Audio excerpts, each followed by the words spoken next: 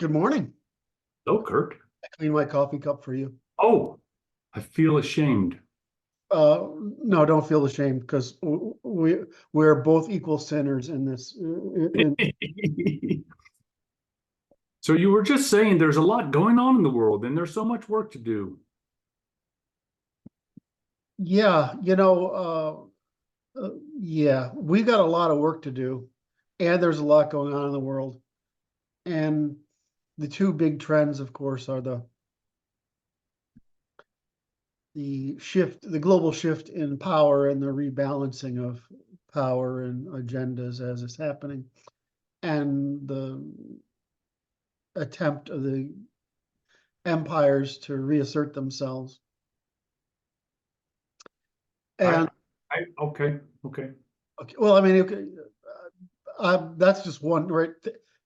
There's always a high causal density. Please contribute what you also think to the, Well, it just has to do with the misbehavior of Western civilization acting as an empire is part of the problem. yes. Okay. So I would say that it's acting as a policeman, not an empire. But I think that there's a huge incentive to mischaracterize things in order to get across emotional, moral value judgments. So I'll say that the U.S. is trying to police the world so that the crimes of empires in the past are prohibited in the hope that by creating the nation state, human rights, and universal trade, that that people will, like as what we promote, 1,000 Nations Bloom, that people will prefer to focus on uh, improving themselves rather than warring with others. Okay. I like that little dig there. Well, I said it in a way that I thought you would appreciate it. I did appreciate it for what I regarded as a little dig. And it goes like this. It's like, Wait, you think wait. You think you're the person, the only person I'm giving the dig at, right? not at That's all. not. Not at all. It's a class, a category of people. And so I'm merely their representative in this forum. I understand. So You're usually the representative of the vast majority, by the way. oh, Which I don't. No, I don't think so. I don't know about that. But the issue being this is that the operations of Western civilization appear to be controlled by monopoly interests in finance. yes. So they protect the trade for their own purposes, not for anybody else's benefit.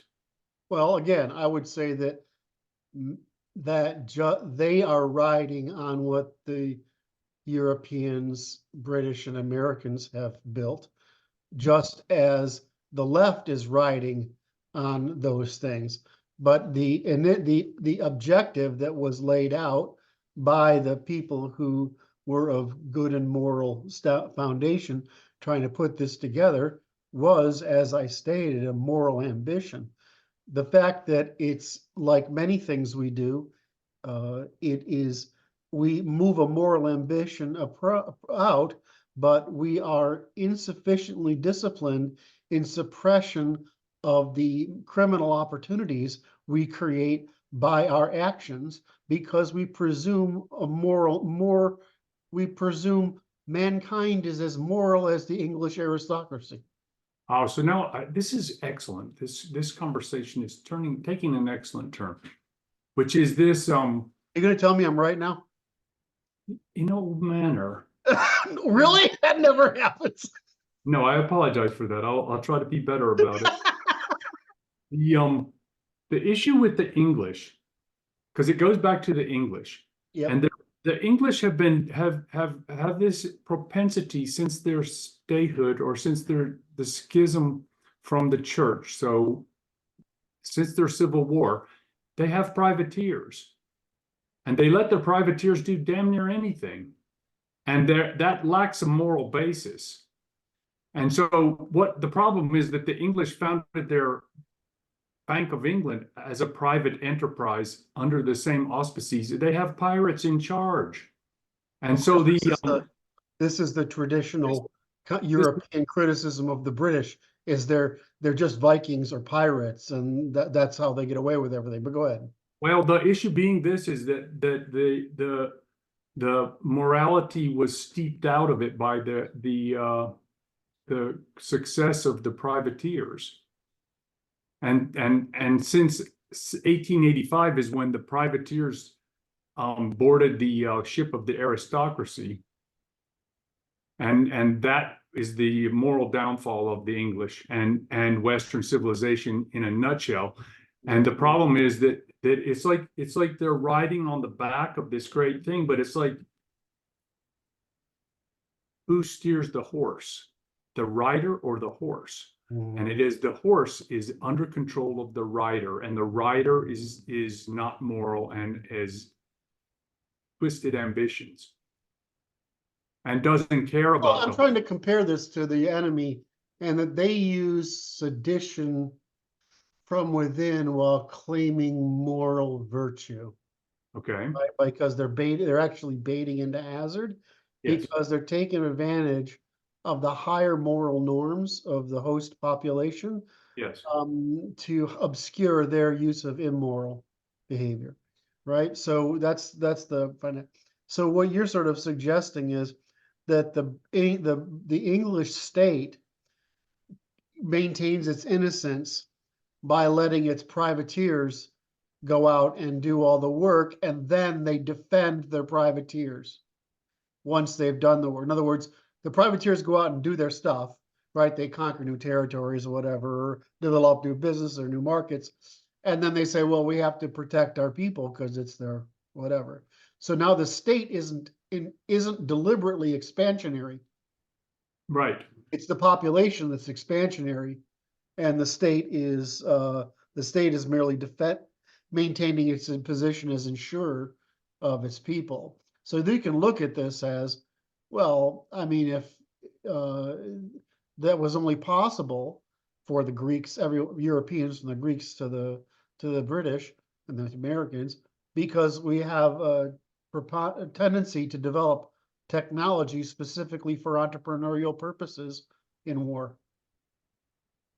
So you could demonize the highest moral, what I consider the highest moral group, which is the English aristocracy, because they were sending out all these missionaries or which is the priesthood, or the missionaries or the entrepreneurs, right, which are really colonizers or market builders or something. Yeah. And then defending the assets. So it's a kind of market colonization, right? In some sense, so how does that differ from Islamic colonization? Right. I'm not done yet. And so it's like this. Oh, sorry. The issue being that the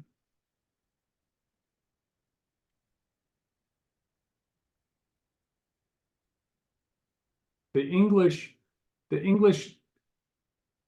powers that were the privateers in charge of England failed in about 1885 and were dependent on the privateers who had the bank. Yes. And that was their economics became subservient to their bank. Mm-hmm. And then they didn't care about the English after that. They cared about their empire and gave it to the Americans in order to destroy the Germans. And they don't care about the Americans either, as evidenced by the fact that they're allowing unfiltered invasion of unarmed people into our country at this time. So the failure is the failure of the noblesse oblige. It doesn't appear to be working anymore. I'm not sure that, as far as I know, the nobility was replaced by the credential class by way of the financial class. So, and which created the academic class, which is, basically. You've got a ship of state that has been taken over by pirates. Yes. That's the problem. And so the ship of state was built by good people is not relevant to the current moment. It's being employed for malicious purposes. Yeah, okay, so this is the source of my disagreement with you and some of the other guys. Sorry? The other right guys? Well, the other guys on the right. That works. I think this is a source of agreement. The strategy is good. It had moral intent and it's good. But just like there are holes in our Constitution, Mm. there are holes in our group strategy that leave open these opportunities for exploitation. And it seems like we always fall prey to the same entrepreneurial expansion, right? Precisely because the freedom of the Western man, right, which is not common in the world, right? The freedom of the Western man made possible partly because the Western tendency to the Western territory and Western inability to centralize very much, and the Western tendency to be this small population on the edge of the Bronze Age. So we've always had this problem of being a small number of people, so we have to have superior arms. And we've always had an inferior, a territory that's relatively secure and relatively prosperous. That territories prohibit centralization. And it says once you have that equilibrium between armed people, basically universal militia, and favoring advancements in military technology, then you create this self-reinforcing cycle between the two forces. So what I was trying to get at there is that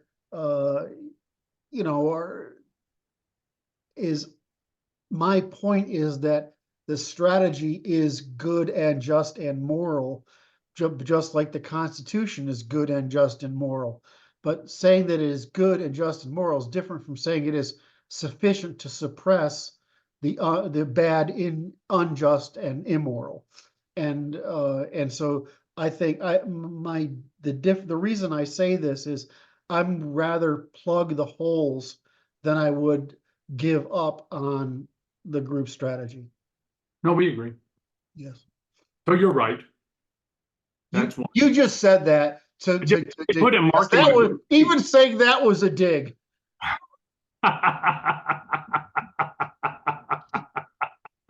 I'm keeping score now. I'm writing them down. What girlfriend did I? I had a girlfriend in high school that kept score. She was so proud whenever she got a point. She would just go like this. She'd go, oh yeah. Oh yeah. right? Yeah, it was charming as hell, really. Anyway, so what have we discovered here? So we were talking about how the world was going, that shift in power because of those things going on. I mean, we no longer have the asymmetry of. No, it's quite fascinating. In fact, it's like the United States in the last 30 years gave up its tremendous lead in aerospace technology. And it's just amazing to me to have witnessed it in my lifetime, which is we're playing catch up on hypersonic missiles. No, we're losing Boeing to Airbus.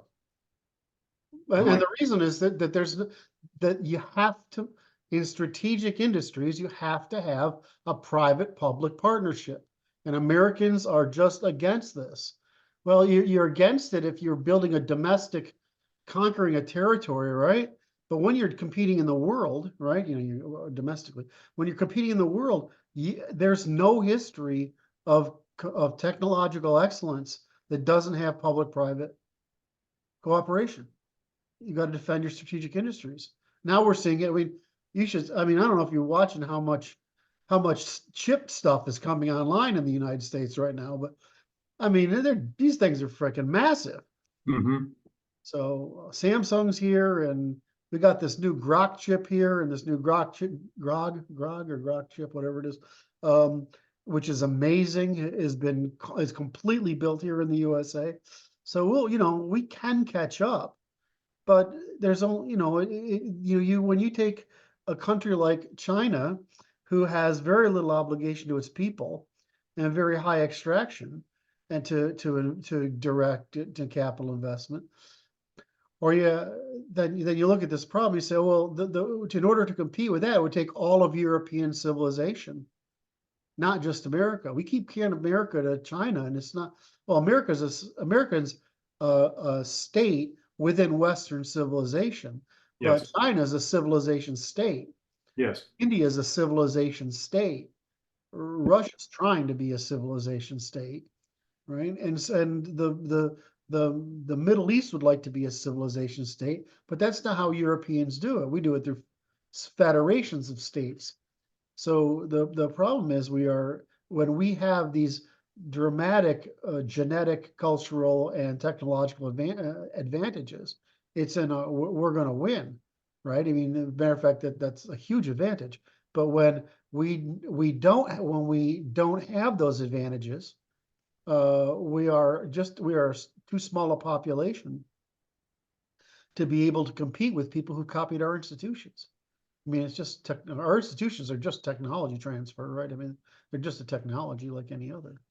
So so getting all Europeans to work together. I mean, that's what Trump was trying to do. I think it's funny because it's working, right? I mean, it took the Russians to make it happen, but Trump was right, and the Russians are making Europe reunify and co-invest and think about getting their own military finally and whatever. But the net result is that we would need the economic concentration of Europe and America to make Europe, Canada, America, Australia to compete with China. Because there's only 700,000 white people, 700 million white people. What's the matter? What does that look mean? Nothing. I'm good. I'm good. I'm just like, it's an interesting situation we find ourselves in, and this year's going to be interesting. And I had a conversation with a Vietnam War vet here yesterday, and he was like, I said, we're poised to get in World War III, and he goes, well, we'll stomp them. And I go, I don't think so. I think we'll lose a carrier, and that will be awful. Well, I think because it's like once you lose a carrier, that the 20th century model is over. And there's the fact that America's isolated isolates America as much as it isolates America from attack.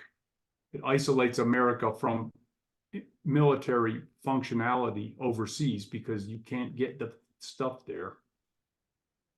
I agree, partly. What I agree with is the viability of surface naval warfare is ending. But it doesn't matter because the viability of autonomous submarines and autonomous missiles, and I mean things of various state. We have hypersonic, sonic, and you have drones, and you have loitering drones. I mean, then we've got little fucking crickets that run around and jump on you and blow up your head. I mean, we've got all this stuff is going on, and so I said, well, it's not like the power goes away. It just means it gets shifted to another direction. The difference is that, it takes a long time to produce a ship. Oh, yeah. It takes a long time to build an aircraft. It takes, and the worst problem of building an aircraft is it takes a long time to train a freaking pilot. And pilots are really valuable instruments. But what happens when none of that matters, because robots manufacture disposable things that don't require pilots by the bajillions, right? And so I'm like, well, I mean, I just see that shift in power. I just wanted to clarify that, we do run war games in this country, and we're pretty good at it. And our war games are not built to make the military feel good, right? They're built to make the military identify points of failure, right? So they can identify weak points. So we win in the war against China, but in a sense, it's a war that nobody wins, right? The naval cost to us is profound.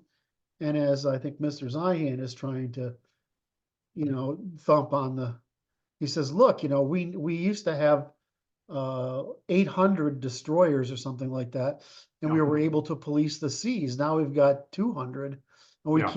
can't police the seas anymore with a navy of that size.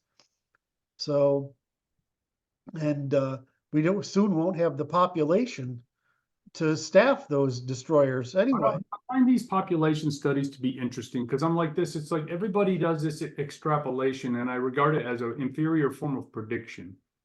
Although I can't say there's a better form of prediction, but it's like you can change policy and alter the demographics. Can you? Yeah. So the problem is you can alter immigration policy, Yes. right? So we could import probably 40 million Eastern Europeans, right? Right, that would help. But you can't make women have babies, and every policy change we make to try to make women have babies fails. So I don't know what has been tried in that regard. It doesn't seem like it's incentives. well, that's what it would require, and it's that's all. So everything we've tried, paying mothers, whatever. The truth is that women like being in the workforce and having disposable income, and essentially they like. If you really want to change it, you should make that illegal. It's just done. Well, So I understand, and who's going to solve this first is going to be South Korea or Japan, because they're gone if they don't. Now, Germany's already in really bad trouble, right? So is Italy. So when you look at these numbers, I mean, you can't make up the time because you can't manufacture a human being in shorter period. that's right. That's right. You just can't fix these issues in the short term. These are multi-generational That's problems. right. That's right. So, when you have built societies that are dependent upon continuous expansion, right? Continuous growth, economic growth, so that you can have intergenerational redistribution, which is what everybody depended on, which is what conservatives told them not to do, but liberals did anyway. So if you have infinite growth, and infinite growth is dependent upon infinite growth of population. And so, but we haven't had it. As soon as we got the pill, it went off like that, and now it's just tragic.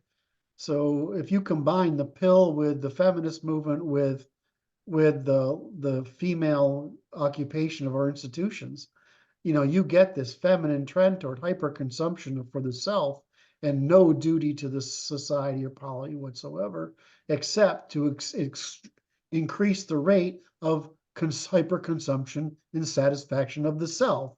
So it's an anti-virtue spiral. What is that called? Yep.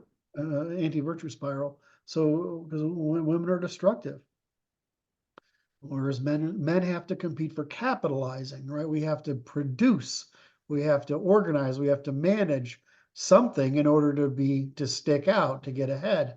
And so we capitalize for attention, and women consume for attention. And so by bringing women in, we've created this self-destroying cycle. And it's universal. It's not just us, right? I mean, it's everywhere that brings women in to the economy, such that they prefer cities, right? They prefer consumption, they prefer attention, and they do not want to have the cost of children. Right. So when you have all those things, women simply destroy the foundation of any people, which is people. So that's what's happening. It's not happening to. Go ahead. I'm just giving you another tick for being right. So I didn't like that one too good. It was very kind of depressing. well, I mean, I'm just trying to defend your point, believe it or not. Um, I didn't say I was wrong. oh God, God, love you, smart ass. So, so the point is that you could say, well, men got to serve and women got to breed, and that's how it's going to be. And if we don't have that, then, I mean, one of the great values of the automation that's coming about is that it does sort of disconnect uh, the consumption necessary to support a family from what the individual's participation in production. So, I mean, nature may be calculating this out in its own fucked up way that often does. We humans are think we're in control, and we're just riding a wave of multiple parallels of deterministic evolutionary computation, right? It's just so frustrating. So in the end, it might just work out just fine, because the real reason people aren't having kids is they've become uh, the the the the everything's become too expensive, Hmm.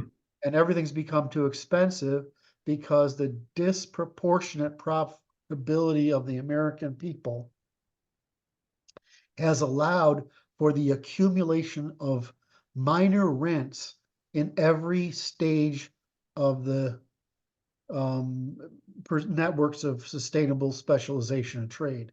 So how hard is it to make bread? I mean, it's fucking flour, water, and salt. Right? I mean, it's just, it's just Right. right. But then if you make a bakery that divides the labor power of that, that's great. But now if you industrialize the baking of it, now you got a problem, because now you've got to have a financial sector that borrows the money. You've got to have trucks that do the deliveries. You got to have, you have to have this entire infrastructure ready to break bread out. Now that infrastructure is costly. So when you have, basically, I'm making the argument to false efficiency. So with that, now that this, I'm thinking of, and the reason is just I know a lot about Wonder Bread, believe it or not. Yes. I just know and the reason is because in Seattle there was one of the bakeries, so I in my company I happen to know about these things. That's right. Um, so at some point, what happens is the quality of the bread goes down because you're more conserved. The distribution channel and the number of hands it goes through, right, it has to keep it on the shelf for so long. I mean, so and it's got to keep the price down. So what happens is you're essentially paying for all the rent seekers. Eventually, this goes back to you yesterday, the financial system on top of it. It's all this extraction to create a false efficiency of scale. When if you go, one of the reasons, if you go to some of the European countries that still have the small shops, right, they regulate out the big places and regulate in the bakery and the meat place and whatever, right? And the reason you go there is the stuff is actually good. The food's actually good, whereas Americans largely eat industrial processed foods. Whereas one of the things I really did love it living in Ukraine, is the butchers in the freaking market, right? Right. Almost everything you eat is was produce a couple of stones throws away from you, right? And if it's not, it's coming from Turkey there's a lot of. Um, so, you live in this false world of false efficiency. And so what's happening is all this industrial scale during periods of growth appears to be efficient. But once the growth stops, it's a dead weight, right? It's a really bad dead weight that not only is it extrapolating to the financial sector, right? But it's lowering the quality of goods, or it's increasing the range of goods at the expense of the quality of goods, right? So my big bugaboo, I think you probably know if you've read the any of the work I did on the constitutional economic reforms, is the right to repair. Yes. It really bothers me that even somebody like Apple produces these little computers that I absolutely love, right? These Mac Minis, which I think is just the bee's knees from a Right. computing standpoint, okay? But they solder on the effing memory. You can't upgrade the memory, right? Right. Right. And so, and I'm like, what the, this means that anybody who bought an entry level one, right? Because they couldn't upgrade it as they got money. They had to basically put this thing on eBay, which means it's basically junk, right? It turns into junk. Yeah. So and the same thing with I mean, one of the things I liked about living in Ukraine is if you have your phone, right? There's a fucking guy who actually knows how to go into this, take this phone apart, look under a microscope, figure out which capacitor is overheating or where the power is, use a heat gun, pull it off, go to another one that he's junked the motherboard from, put it on and repair it. And he charges you like $10 for it or 15, right? And they're everywhere. These guys are everywhere. Mm. So so this kind of stuff really bothers me. It's the same thing. Like I got a piece of furniture over here, right? It's what I keep the Webster's English Unabridged Dictionary on, right? Well, the leg broke the other day, Oh right? my.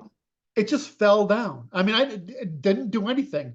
The whole thing just fell down, right? Including the book and my tray. I keep underneath the book.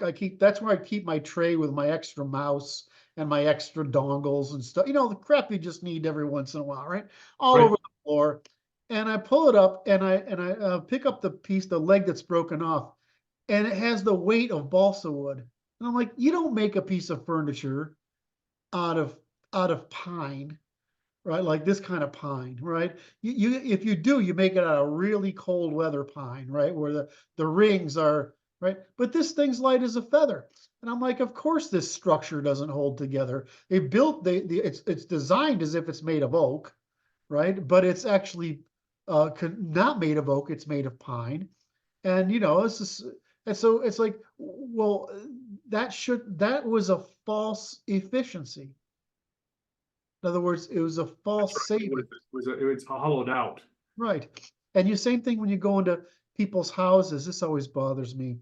I Mm. remember, I know it's in my family. I know this is a family thing, but if you're going to buy a piece of furniture, it should be an heirloom, like your chair, right? And so when my mother has a fucking spinning wheel over there, all right.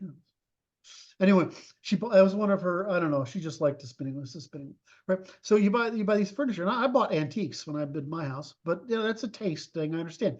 But some people's houses, and they have a lot of shitty stuff instead of a few nice things, right? And that's because they're shopping for therapy, right? And they're not, Mm. right? They're not building an inventory. And I'm like, why is that a good thing?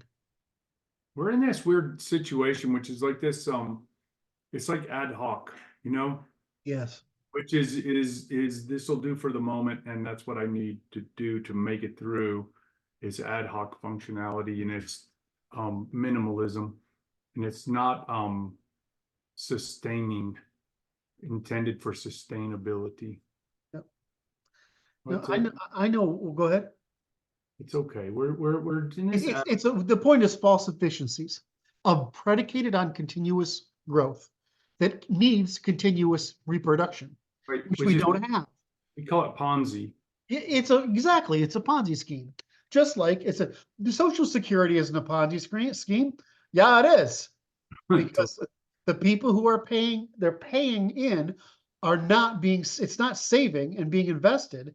It's being redistributed. It's a Ponzi scheme by definition. It's not insurance, it's redistribution. So, and because it has to be, because the whole scheme is dependent on an ever expanding population with an ever expanding economy. Now, conservatives all said this back when, right? But do you Yeah. think it played? No. Because they could get away with it. Well, no, it's like the conservatives. It's like, see, this is a false statement. This is I don't like this term conservatives because they didn't, and they aren't conservative. They're just slow liberals because they didn't conserve anything. Well, okay, so yes, let's talk about Oh, I got one. Attaboy. Fucker, you are on the ball today. I gotta up my game. It's all good, man. I love you. Why is it so much fun for men to tease each other? I don't know. It's just awesome. No. So Link, post this image. It's Charles Ponzi. We have to post him in the show notes. We have to put him in because he earned his place. oh yeah. There you have it. Sorry to disturb your thoughts. Oh no, it's fine. So I lost what I was thinking though. Go on. False efficiencies. Right, it's this whole presumption of growth. So this gets back to the original question, which is what's causing this problem? The problem is all of this stuff serves the interests of women. It doesn't serve the interests of men. Does it make sense? Yeah. All of this expansion has been for the interests of women, not for men. So if the interests of men are increases in capitalization. So I'm trying to figure out if there's so we know that, fortunately, we know that women are the cause of the crisis. Great. What do you do now, though? Do you take away voting? Do you say women have to have children? Or do you do what they've done in Singapore, which is your late life is dependent upon the productivity of the children you bore, which is restoring the natural balance so that you really need to have kids in order to get it, or that if you don't have kids, you don't have certain political rights. Right. And so if you restore, I don't like to make laws. I like to make incentives. And so the incentives in this case, it's possible to make those. The problem we've seen is that because women live in now, right? They will only do these good things if they have some sense of fear if they don't. So what we do is we make this intergenerational dependency. The second thing is that we make, we don't throw it back on where there's no redistribution. We use the Singapore method so that the sum of the proceeds from the marketplace we create, which are polity, can be redistributed to people to amplify the goods that they are creating. But we radically depreciate, in other words, suppress the capacity of those people who aren't contributing or productive and are instead rent seekers. You're disincentivizing that self-serving behavior. Right. So we can produce this. The second thing is we just changed the feminist strategy to look at it, instead of men and women are equal, we go back to we are relatively equal in capacities within the margins. In other words, you're always going to have men better at this and worse at this, right? But you're always going to have women in the middle. And you're going to say, well, given that we're marginally different except at the margins, that equality of property rights is the same, but our equality of obligations isn't. And so we, in exchange for the rights we have to have obligations, duties that suit the needs that we're capable of fulfilling. You know, I don't like women in the military, and I don't know many guys in the military who like it either. Furthermore, there's no need for women in the military where there is a need for men in the military, right? We need to have. We're probably going to have to go away from exclusively voluntary service. Right? We're probably actually going to have three kinds: mandatory service, voluntary service, and market service, which is that you're basically a professional, but you're working within the military order, subject to orders related to military activities. So we're probably going to have to split it up three ways, because you know, special forces guys you want, right? But a lot of military, I mean, most military is logistics. Yeah. It's moving shit around. You always see these pictures of our top special forces guys. Is a small number of those guys, right? I mean, I can't remember.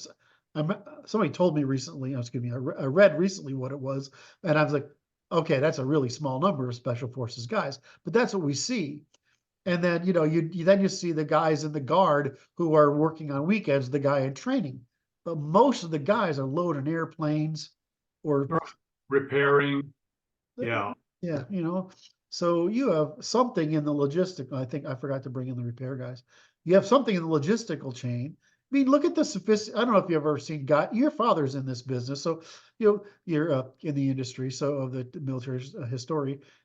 Is how hard it is to load a weapon on an airplane. Oh my. They're heavy. They go boom. Yeah. Right? You don't get to make mistakes. That's right. Do it right. And they're way less automated than you'd think.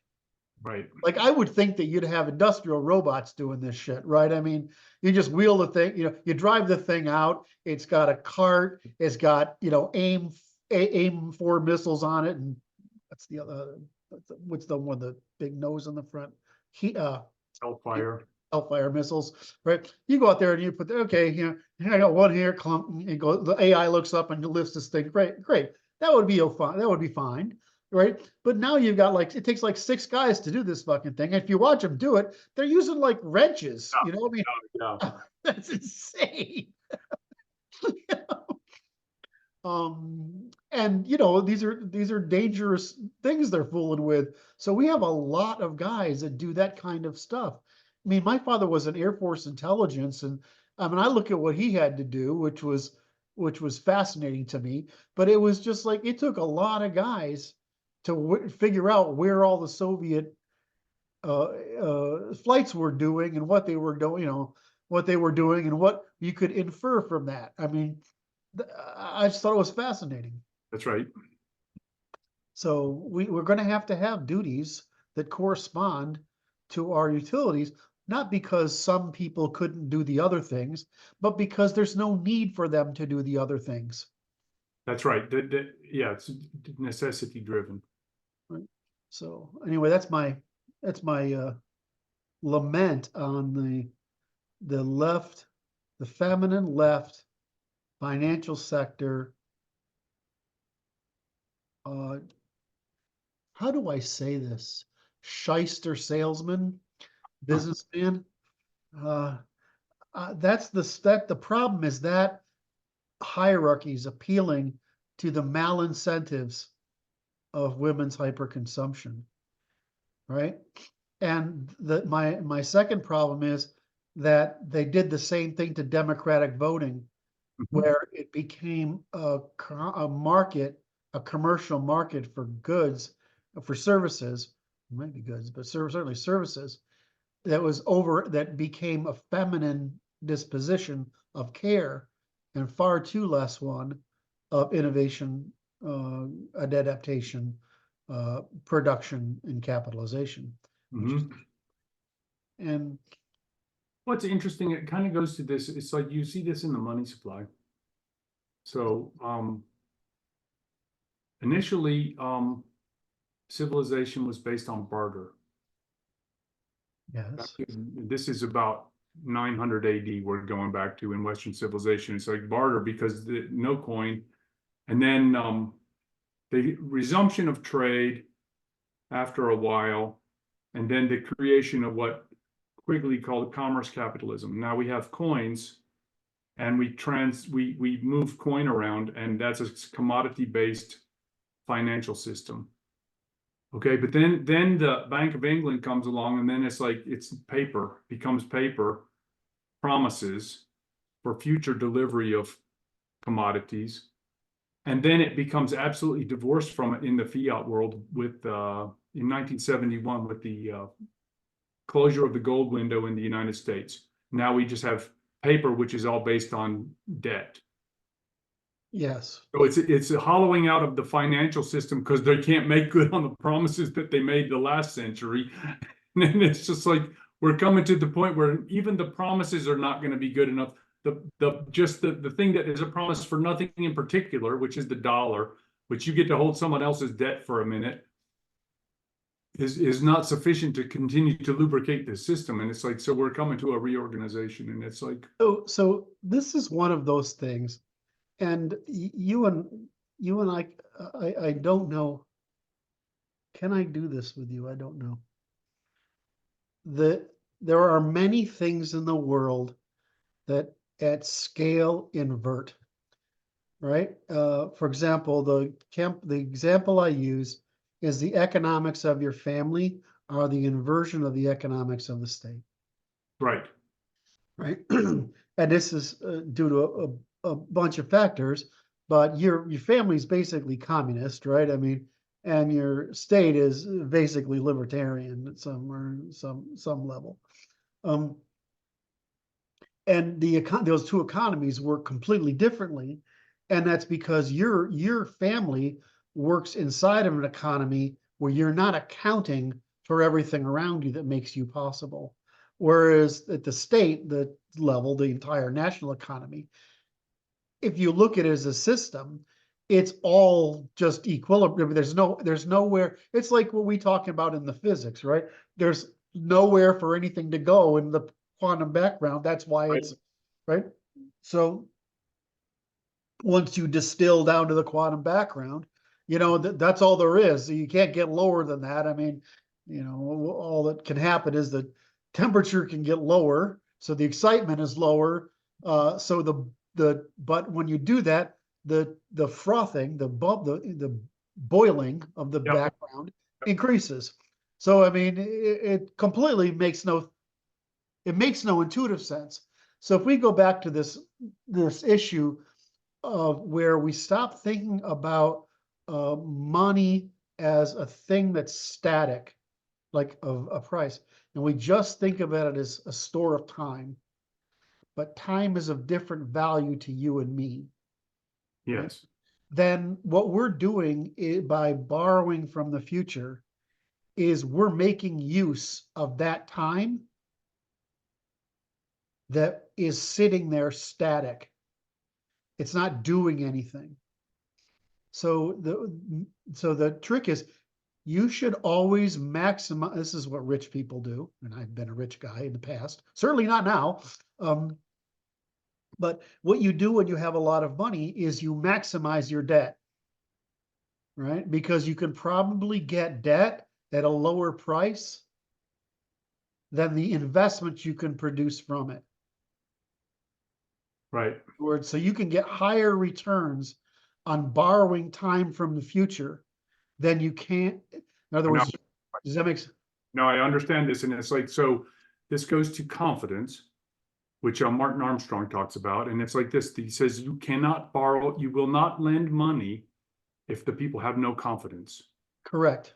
So this is, okay. So wait. It's counterparty risk. Yes. There's a counterparty risk, which we have not accounted for in this construct, which is that they will just generate a whole bunch more dollars or not generate a whole bunch more dollars. We aren't there yet, though. Okay. We only got step one. I want to explain how all assets are a store of time. Right. Right. That's the most general thing, because our problem is life's problem is defeating the dark forces of time and ignorance. Because why? Entropy never stops. That's right. All right. So the second thing is, okay, but what is that presumption I just made say? Is that I'm presuming that I'm bringing forward investment that I can produce I can produce more time in that time than the time that's there, right? That's what you're really saying. I can produce more time for more people, right, in the time. And if I can bring forward time, right, bring it forward to me, all right, wow, that's the net gain for life. That's what acquisition means, bring time forward. Well, if we can use debt to bring, which is debt to bring forth, that's great. That's the question. The problem is we're not using debt to bring forward investment. We're using debt to defer in other words, to produce consumption. Right? So what are we doing? We're destroying time. Right. So when does time catch up? When, all right? Right? It's catching up. Right quick. Now, let's say your population is increasing and you have no extraordinary limits. In other words, if you're buying investment, in other words, you're borrowing time from the future, bringing forward time so that you can produce more time than the time you've borrowed. Right? Really, these are very abstract concepts, I understand, because time to each of us is very different. But all right, so you bring this back. So, I mean, this is one of the differences between the classes. How valuable is your time versus the guy that's hanging on a street corner smoking, right? I mean, your and my time is pretty goddamn valuable. And I mean, what's Elon Musk's time, value of time, right? That's all, Jesus, I can't think of anybody who's been like that before. I mean, this guy's a freaking time machine, that he's just crushing it, right? So if I look at this and I say, okay, well, we've brought forward this time, great. Now, if I have a population that's growing, I know that time's going to grow also. Then the future time will be higher. But what if I have a declining population? That time I borrowed is going down. The deflationary function. Correct. And So it's harder to pay back than you thought it would. because it's not a linear decline, right? Right. Now, what happens when people lose confidence? Same thing. Now, I used to draw this line when I was back in the early 90s. I would say, imagine you're sitting in a stream, and there's a bunch of you, and you've got a bunch of fishing poles, and you're fishing upstream, right? You're trying to catch a fish upstream, and you're rolling in, right? So some of us can cast really long, Right. some of us can cast just short, and so we're casting, but what we're doing is we're looking at time, the river of time, right?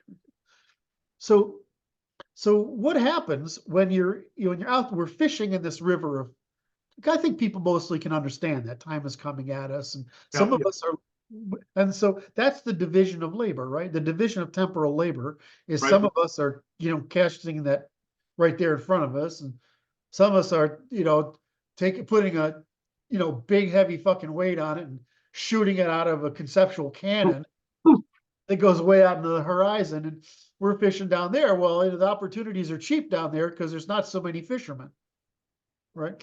So what we're doing is we're bringing forward all this time. And so if the population goes down and my confidence goes down, how far am I throwing that line? It's shorter, Right. shorter, shorter. So what if I'm going for a shorter return on time, then how much time am I catching? Right. Right. And so it just keeps going like this. Well, if I realize that the future is shorter time, I'm going to bet on shorter time. So what happens is we're losing time. Does that make sense?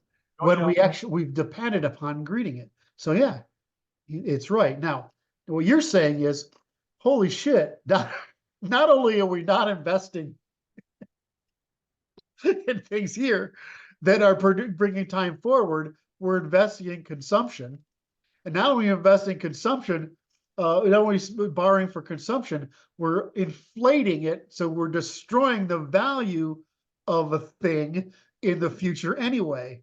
So Yeah. now we're destroying the value of we're destroying time in the future by doing that.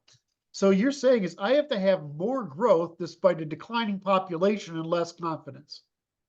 Well, I mean, this is the thing, is the reason I bring all economics down to time is because it is, right? Is because once you realize what's going on, it makes it way easier to conceive of the real problem, because it's not escapable, right? You can't get around this. That's right. And so the weird thing we've got going on right now is the only thing that's worked for us at all because people are, and I'll tell you, it's partly because it's all done by men. Think we hear what I just said? It's all done by men. Is computer technology. This technology is leading off these big leaps.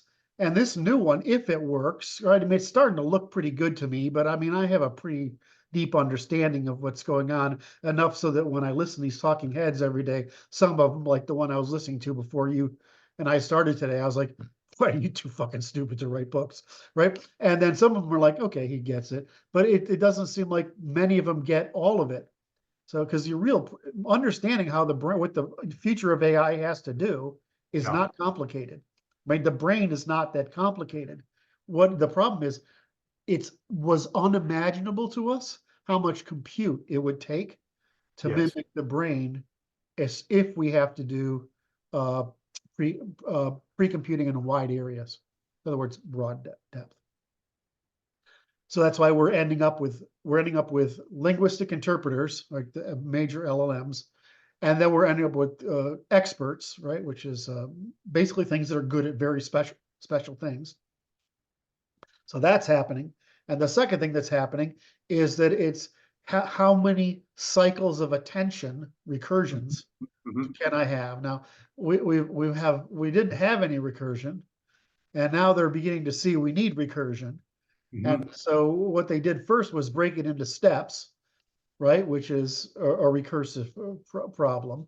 But then we have to go out and say, okay, every time we want to get smarter, we need another recursion, which means that network has to stay alive longer, Right. if longer, in order to maintain it. So I mean, you're getting into the point where, I mean, Sam is not being he's not being a dick or anything. He is being a little bit funny by saying it's trillions of dollars. But I mean, what's the upside for us? Maybe the upside is that we fix the problem of it being unaffordable to have children. All right. So did I make my arc there? Did I make my arc? I It think was I a made. little tight. It was sudden ending though. Well, The ending was a little sudden. oh, okay. Sorry. It's okay. I didn't expect it so like this. Uh, What is it? Mic drop. I have the freaking.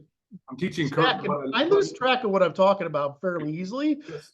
I want the audience to be aware of the fact that I'm acting as Kurt's cultural supervisor in this regard. So it's a mic drop. Okay. Didn't expect it. And me being a cultural educator is also outside the scope of expectation. Oh my. So do you think that thing I just did with time, do you think people can understand that? It's abstraction. It's an abstraction of the time as the elemental economic commodity is the maybe a little bit of a leap because it's a tricky one. It's always decaying. We're in an interesting place because it is like all the cycles are failing here. All the cycles are crashing, and it's like, okay, and it's just divide by zero times coming upon us. It was really obvious. I mean, you could see it in about 92, right?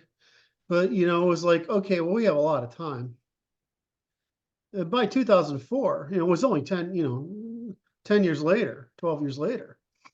It was like, holy shit. And, there weren't a lot of us, and I'm nobody, right? Nobody's gonna listen to me, but there were other guys talking about it. And, it was, what bothered me is, and I should ask Armstrong this question because he should understand this, is it was not uncommon to talk about Kondratiev cycles or any of the other related cycle theories back then. And that kind of seems to have disappeared after 2008. And I don't know why. Because that's how the stock market predictors still do their game. But I mean, some of us work at civilizational scale. Right. And so if you take the different cycles and because that's what I did, you just line them up in a stack, you can see that you can't time it. Right. you can't say, oh, it's gonna, be a critical phase. it's gonna happen in here, so, or what you really say is, I don't know what the hell's gonna happen here, but something bad is gonna happen here, Something's got to give. There's right? so, Or this good tends to happen with regularity about, and these are like 80-year, cycles. yeah. And so you just look at it, and then there were catastrophes like the world wars that, skew the cycles a bit. I mean, they're not independent of human experience, No.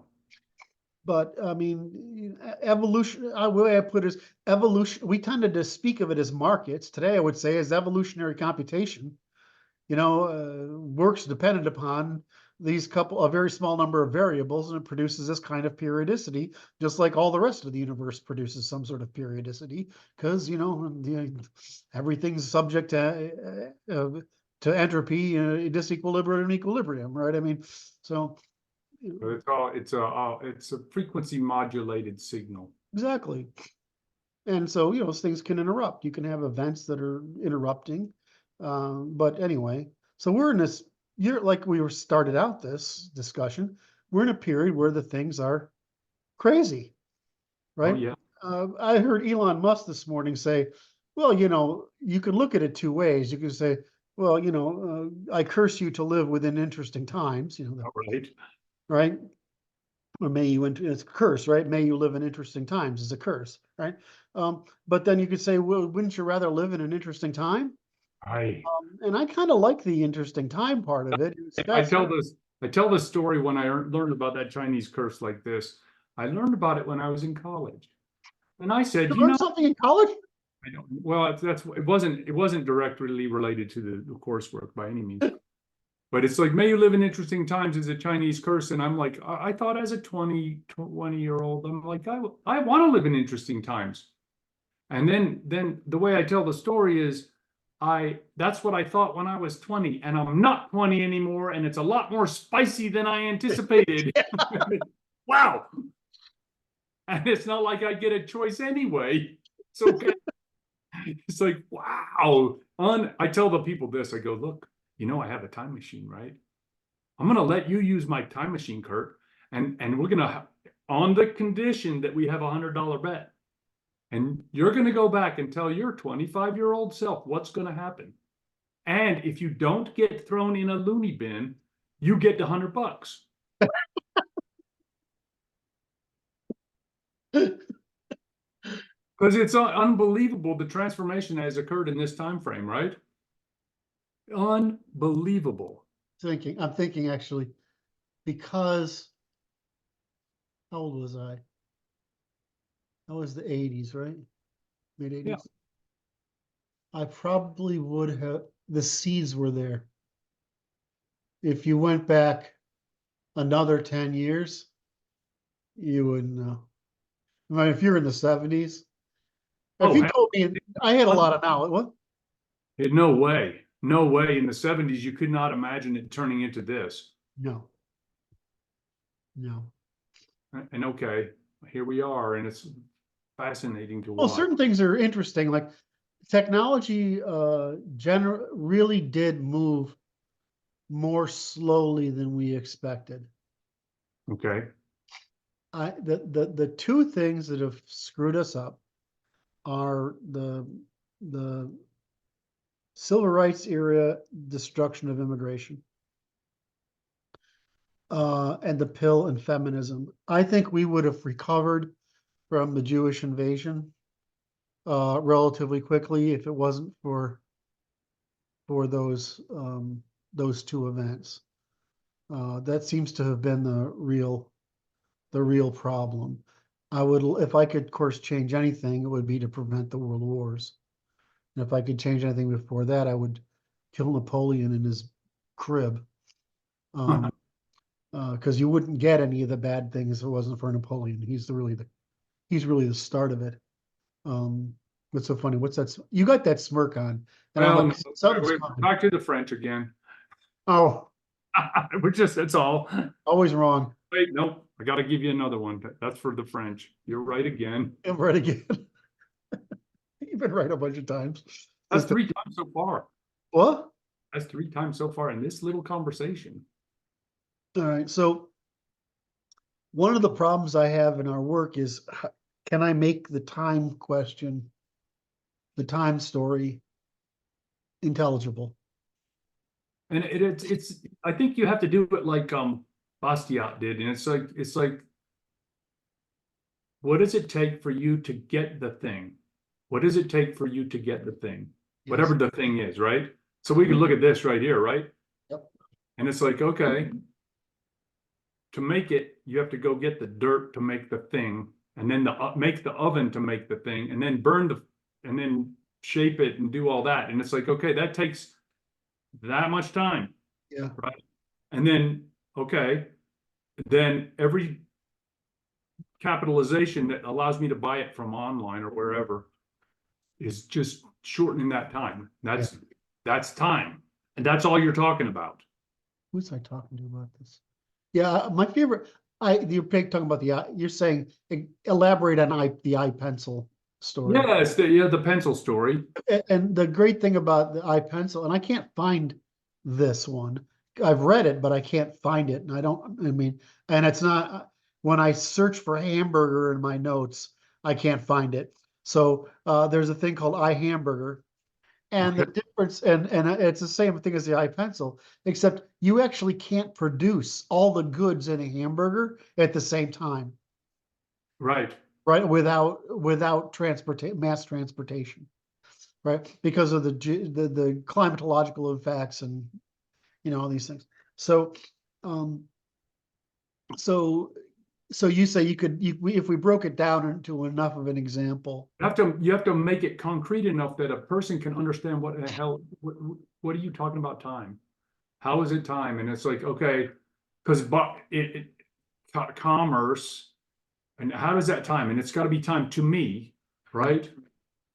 And it's like, how is it transferring time from the future? And you know what I mean? It's consumptive of time. It's a waste of time, right? And it's like, okay, I'm good with all of that. It's just okay. But it's very abstract. So well, let's use this example. So we've talked about Brad and I like to drive used cars. I don't know if everybody knows this, but we're cheap motherfuckers. Is that right? It's another way to say Is that another way to say it? Capitalizing. I've only bought one new car, and it was for my wife. Right? I've only bought one, it was for my wife. Otherwise, I'm like, this is the dumbest financial decision in the world, right? If you have the cash to buy a used car, just buy the used car. It's, and if you're smart enough to realize that the best cars depreciate like hell in the first couple of years, find one with 30,000 miles on it, buy it, which is what I did. I'll buy $100,000 car for $30,000 for cash, right? All right. Okay, great. So what does that car cost me? Well, I usually drive them forever, right? So what is the net cost of? I did this cost accounting, and like my Jaguars and Audis. I mean, or BMW. We not BMW. We had a Volkswagen Golf at one point. I mean, the cost of ownership for these things, it's intellectually insulting how beautiful it is, right? I mean, it costs you nothing. I mean, I know what you drive, and they're tanks, right? So they don't cost anything. So it's very hard to get this across. But I was saying, it's okay. Say, look, we save money, we buy used cars, right? And I would buy different cars if I didn't have to take customers around. Right. So I buy Jaguars because I have to take customers all these fucking places, right? So it's part of the charm, part of the job, right? Yeah. Right. And so so you take your customers around places. And and I bought a Ferrari so I get laid. I mean, these are it's just cost of doing business. That's it. So you do these things, and I say, so for Brett, so if I can charge even though as CEO, I do consulting practice, and if I charge $800 to $1,200, but on average $1,000 an hour for my time, right? Right. So if I can make $1,000 an hour if I just choose to do that versus generally work on the company or spend it as think time, which probably, if you look at it, probably makes more than $1,000 an hour if you look at it that way. Right? So if I do that, the problem is that's highly stressful work, right? When I'm making that kind of money, it's like being a trial lawyer in a high risk case, right? You're making a lot of money, but the amount of brain cycles you got to put into something, because it's high risk, high reward, it's hard, right? Same thing about now. Why am I going to fix my goddamn Jaguar when there's a guy, when there's a when there's a guy on the street? The thought of it makes me laugh that you would It's like, consider it. It's like, yeah, hell no. I mean, it's insane.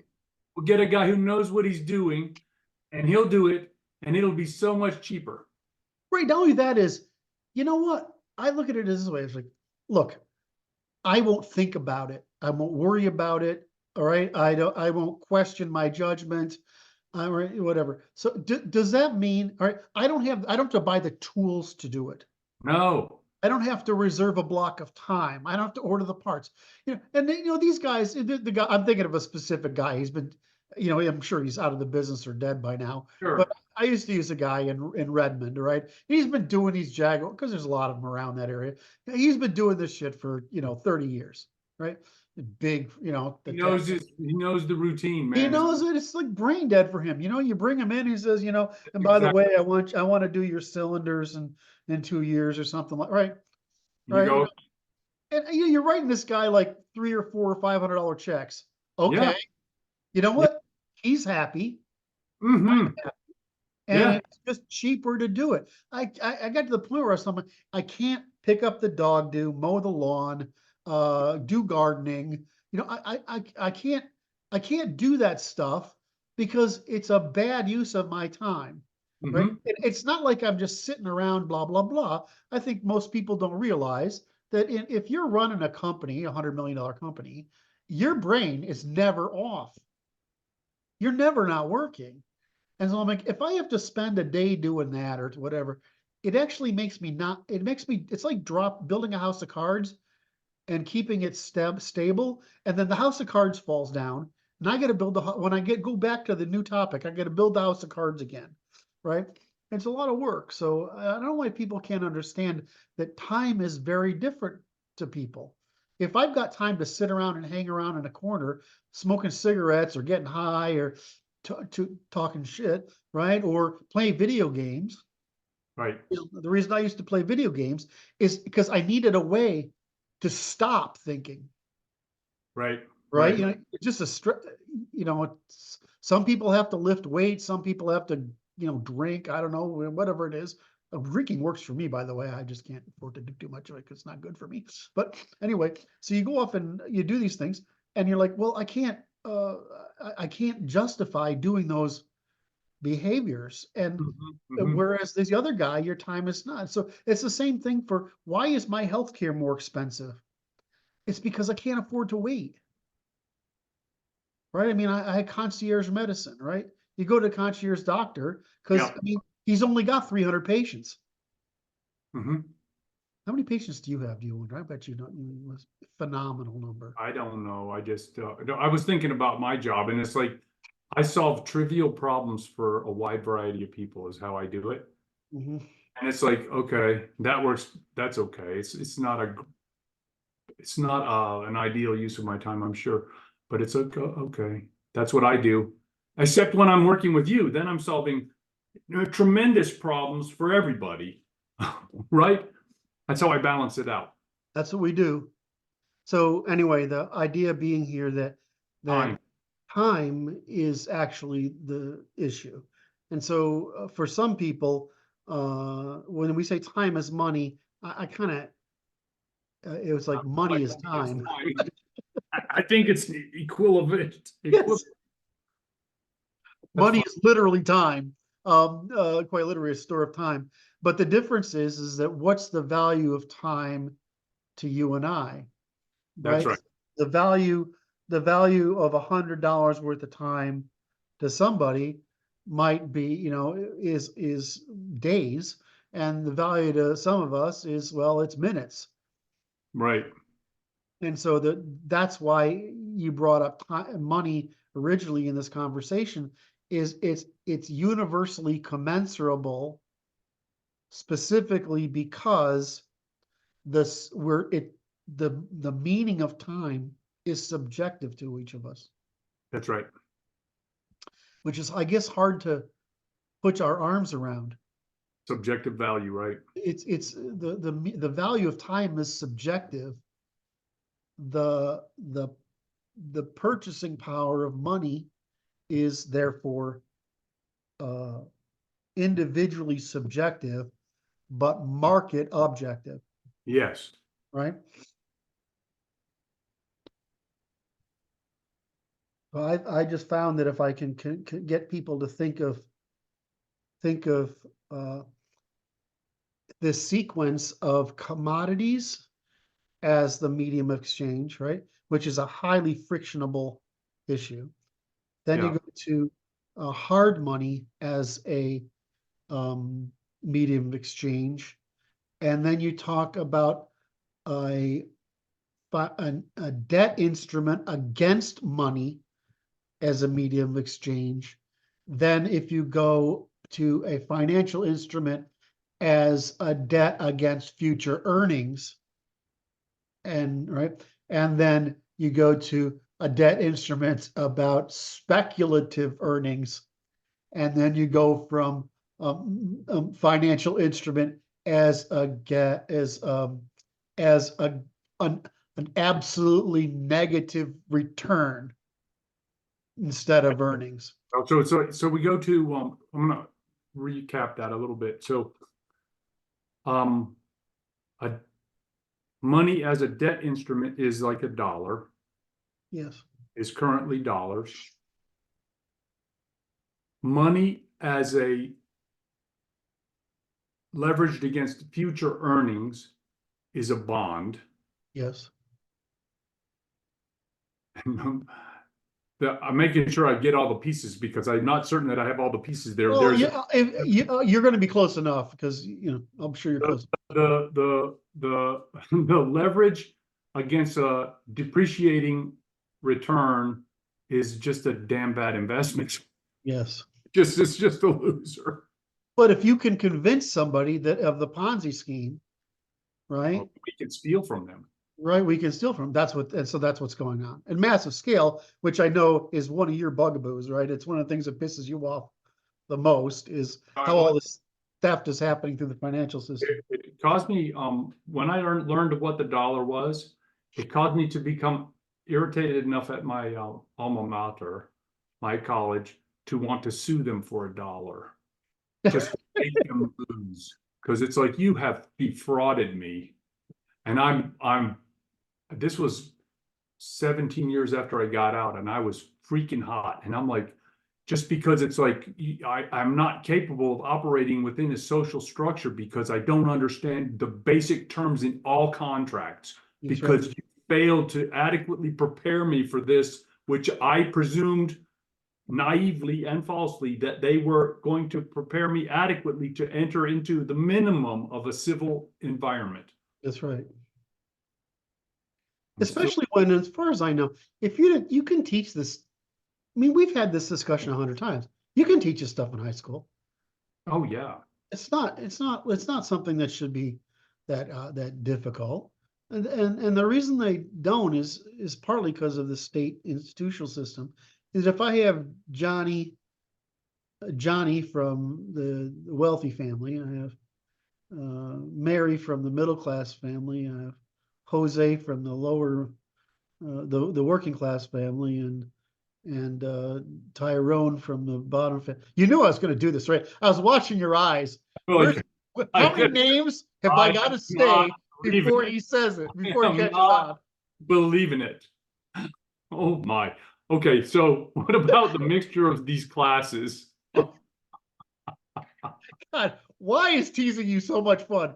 Anyway, so the problem is that when you're bringing them into the same room, right? If you were all middle class and you say this is how money works, nobody's offended. Or if you're all farmers, which is how it used to be, right? Yeah. Bring all the farmers into this classroom, and you teach them about how the world works. Some people, farmers have a little more money and some have a little less, but you know, we're all stuck in the same. That's right. All right.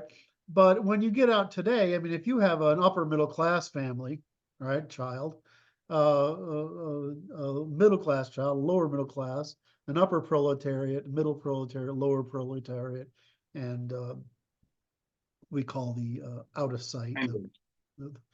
The people are that are not able to function without continuous support.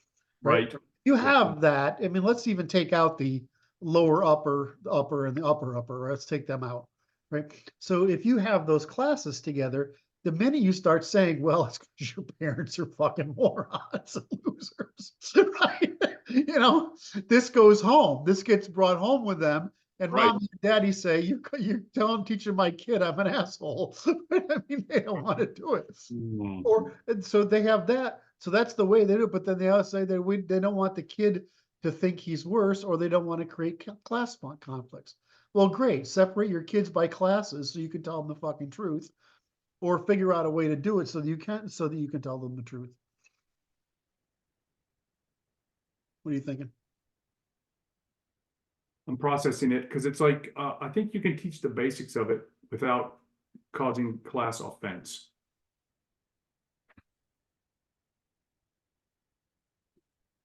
And it's essential learning. It's like, good Lord, you need to understand how the financial system works if you're going to operate in it. Otherwise, you're a slave. Is it one of those things like, I remember in 7th grade, we had to read the Bible. Okay. I don't know if that's still done in schools, but it was. Oh, hell no. No, they quit doing that when I was in elementary school. So we had Bible studies and it was like, yeah, they quit doing that. And it's like, yeah, they don't allow the Bible in the school okay, anymore. so you could opt out of the class. Okay. I can't remember what you took instead, but it was something, it was like mythology or something. Okay. Right. So I read it. Of course, people said, have you read the Bible? Yeah, I mean, it's fucking, well, first of all, I went to church, but secondly, I had a Bible. And third, you know, I got taught the Bible, right? And fourth, I went to a Catholic school, right? You know, so it's not all right. So the truth is Catholics don't use the Bible, right? They only use the dogma. So we're working through this and how does it go? So we're taking this class and I think, well, this is, you could opt out, right? I had the choice. I'm like, I always thought of like, I admit that even at that age, I'm like, that's stupid. Why would you be afraid of something? I mean, I couldn't imagine it, right? I couldn't imagine being afraid of reading something, right? I would think it's stupid or disagree with it, but I couldn't imagine it. But apparently, right. Why can't you have this taught the same way? Why can't you do you want to take economics and contracts, whatever, or do you want to take some soft studies? You know, I'm asking you because I haven't thought about it before. I don't even think it's worthy of having them opt out. I would make it mandatory because it's like it's essential learning. It's why most people are ignorant and unhappy is they don't. I mean, you can learn first year accounting in like 8th grade. Right. But it's like you're either you understand the financials or you're a victim of it. That's right. And it's like you get to pick your class. You get there's 2 classes, the winners and the failures. And then there's you can understand. I mean, if you can understand geometry, you can understand economics. Right. You don't have to know the calculus. That's right. Right. You have even statistics. You can teach statistics visually. Right. Right. You don't even have to have that. That was really bothered me. Why they taught statistics as a difficult class when I was in high school. I'm like, I don't fucking understand. It's goddamn obvious. Because it's really all statistics is a very simple concept. Right. Just creating commensurability between things that are not commensurable. Just right. Really, here's a trick to do it. So if we could teach that, then people would be in much better position. That's right. and they would go through life. And I'm like, okay, teach basic accounting, basic economics, basic accounting, basic contract, basic economics, and basic project management. There If you you go. have those 4 skills, you can run, you can understand the world we live in. You don't have to understand capital flows. No, No, right? You have to basically understand a few simple rules. There's only 50 some odd first principles in economics. I can't remember them if it's 50 or 80, but I mean, because I haven't looked at it in a long time. But I mean, if you look at the basic principles you have to think about, it's sort of like math, right? right. There's only so many rules you have to, what? You froze up for a second. Sort of like math. There's only so many rules That's right. that you can apply, so many tools to apply. And you just it's like what we do with ternary logic. We just go through the damn system. Is this reproductive, or is this sexual, or is this cooperative, or is this organizational, or which is the organization? Is this coercive or influential? Which is cooperation, right? Organization. Is this developing specialization, elites, and is elites become formalized institutions? And what is the anchor sequence, or the sequence dependency of the development of those institutions, which is your civilizational strategy? I mean, you go through the freaking checklist, and that's it. And then you get the sex differences. What's the sex differences? Sex Right. difference it's really simple. It's just responsibility over time for systemization to be responsible over time for capitalization. This is interesting because it's like the functionality of it all is time. Yes. That's it. It goes through all of those all of the causality, so scientific causalities you just discussed. Yes, it's all time. Which is why I like to base everything on time, is because you get to this universal conservability. I just had to spend the morning listening to a 40-minute lecture by some guy who's written 2 books on that. He's clearly not a cognitive scientist, and on how the brain, he clearly is in the field, but he's not a cognitive scientist in the sense we mean. And that he's talking about it philosophically, and I'm like, you're full of shit. It's like this life in a simulation thing, right? Oh my. Well, I mean, you simulate the future, but Right. you might simulate how you're going to step on that rock as you're walking through a rough terrain, right? That's what you do, right? It's just this whole thing. But it doesn't mean if you stand still, your perception of the world is inaccurate. In other words, it's just the opposite. It's disturbingly accurate within at least the range of your vision. It's weird how accurate we are, right? I mean, but what does that difference mean? Time. What is the reason we have all these neurons doing prediction in time? I mean, what can the frog predict?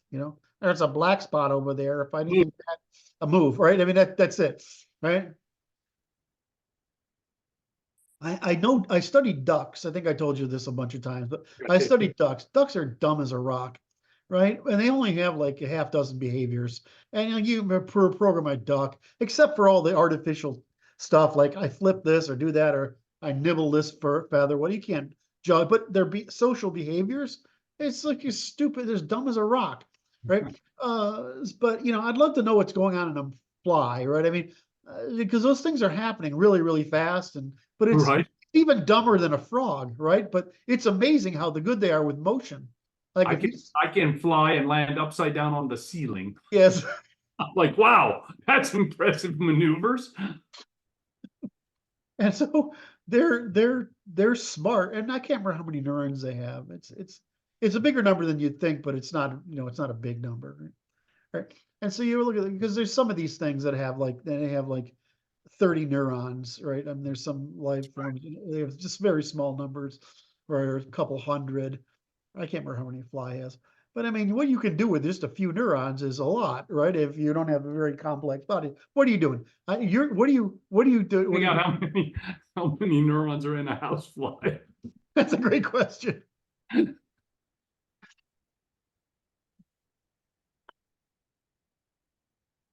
Okay. Boom, 25,000. Yeah. So it's more than you'd think, but I mean, it's nothing compared to the billions we have, right? Right? But with 25, look at what it can do with 25,000 neurons. I'm pretty impressed. You know? What's funny is that that's how hard it was for me to find it.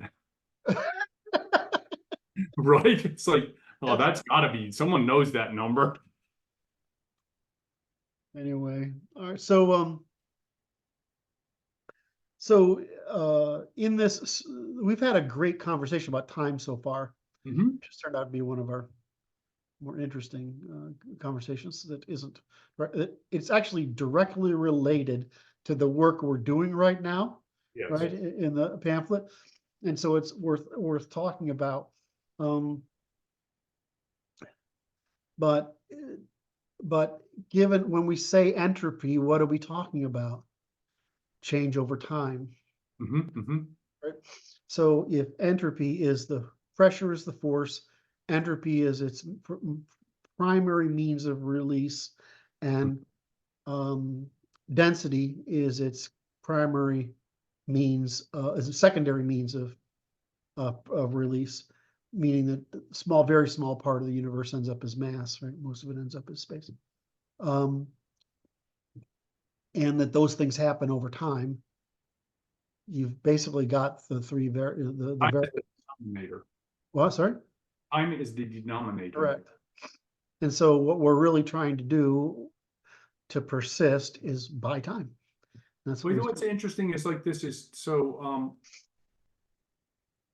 time is the denominator, the universal denominator. Attention is the human denominator.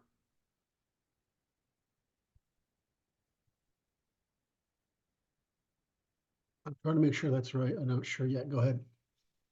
No, that's just where I'm going. I don't think you're wrong. I just don't, I saw you processing. I wasn't going to interrupt that flow. So attention is the means. Yeah, attention is the means at which we direct the use of time. Yes. But you have to have, what is it? So you start with time, time and then entropy, right? Entropy, you say with time as decay, and then you talk about acquisition as is concentration or increase, minus an increase. So time minus an increase and plus, right? Then you have a movement, which is how you increase acquisition. Everything else is a derivative of movement, right? Yes. Movement's a derivative of entropy plus over time. Movement is a derivative, right? And everything else is a derivative of movement. So all we're trying to do is increase the amount of consumption per time. And so the cost of movement has to be lower than the in time Gain. than the sorry? Yep. Then the gain capture over time. And so what is all the rest? What is all the rest of consciousness? And all the way up to consciousness. Well, it's just what movements do we make in order to capture the energy necessary to defeat the time, which is the decay caused by entropy. Yeah. So I don't know, again, can we teach this? You say, if you make it tangible, I think we probably can. It's basic. It's quite basic. And that's almost dogmatic. It's like it's we can prove it, but you don't need to understand the proof to be able to make use of the dogma, right? Okay, so in other words, you don't need the physics in order to understand the. No, you can understand the economics, from the basic science, and we can teach it from the basic science. So in fact, we just went over it, and it only took a minute. Okay. Once that could be like a page, you know what I mean? Yep. And it's a rote memorization. You don't have to worry about the proof of it because you'll figure it out later or not, and it doesn't matter because this works. Isn't recombination, isn't all process action? No. Trying to think of this. What are we gotta teach, you gotta teach entropy, you gotta teach time, you gotta teach acquisition. You gotta teach, excuse me, you gotta teach demand, right? You gotta teach acquisition. Then you go to motion, then everything is a derivative. And then you get in, so the reason we start with the entropy is because we want to create the ternary logic that all this depends upon. So, Right.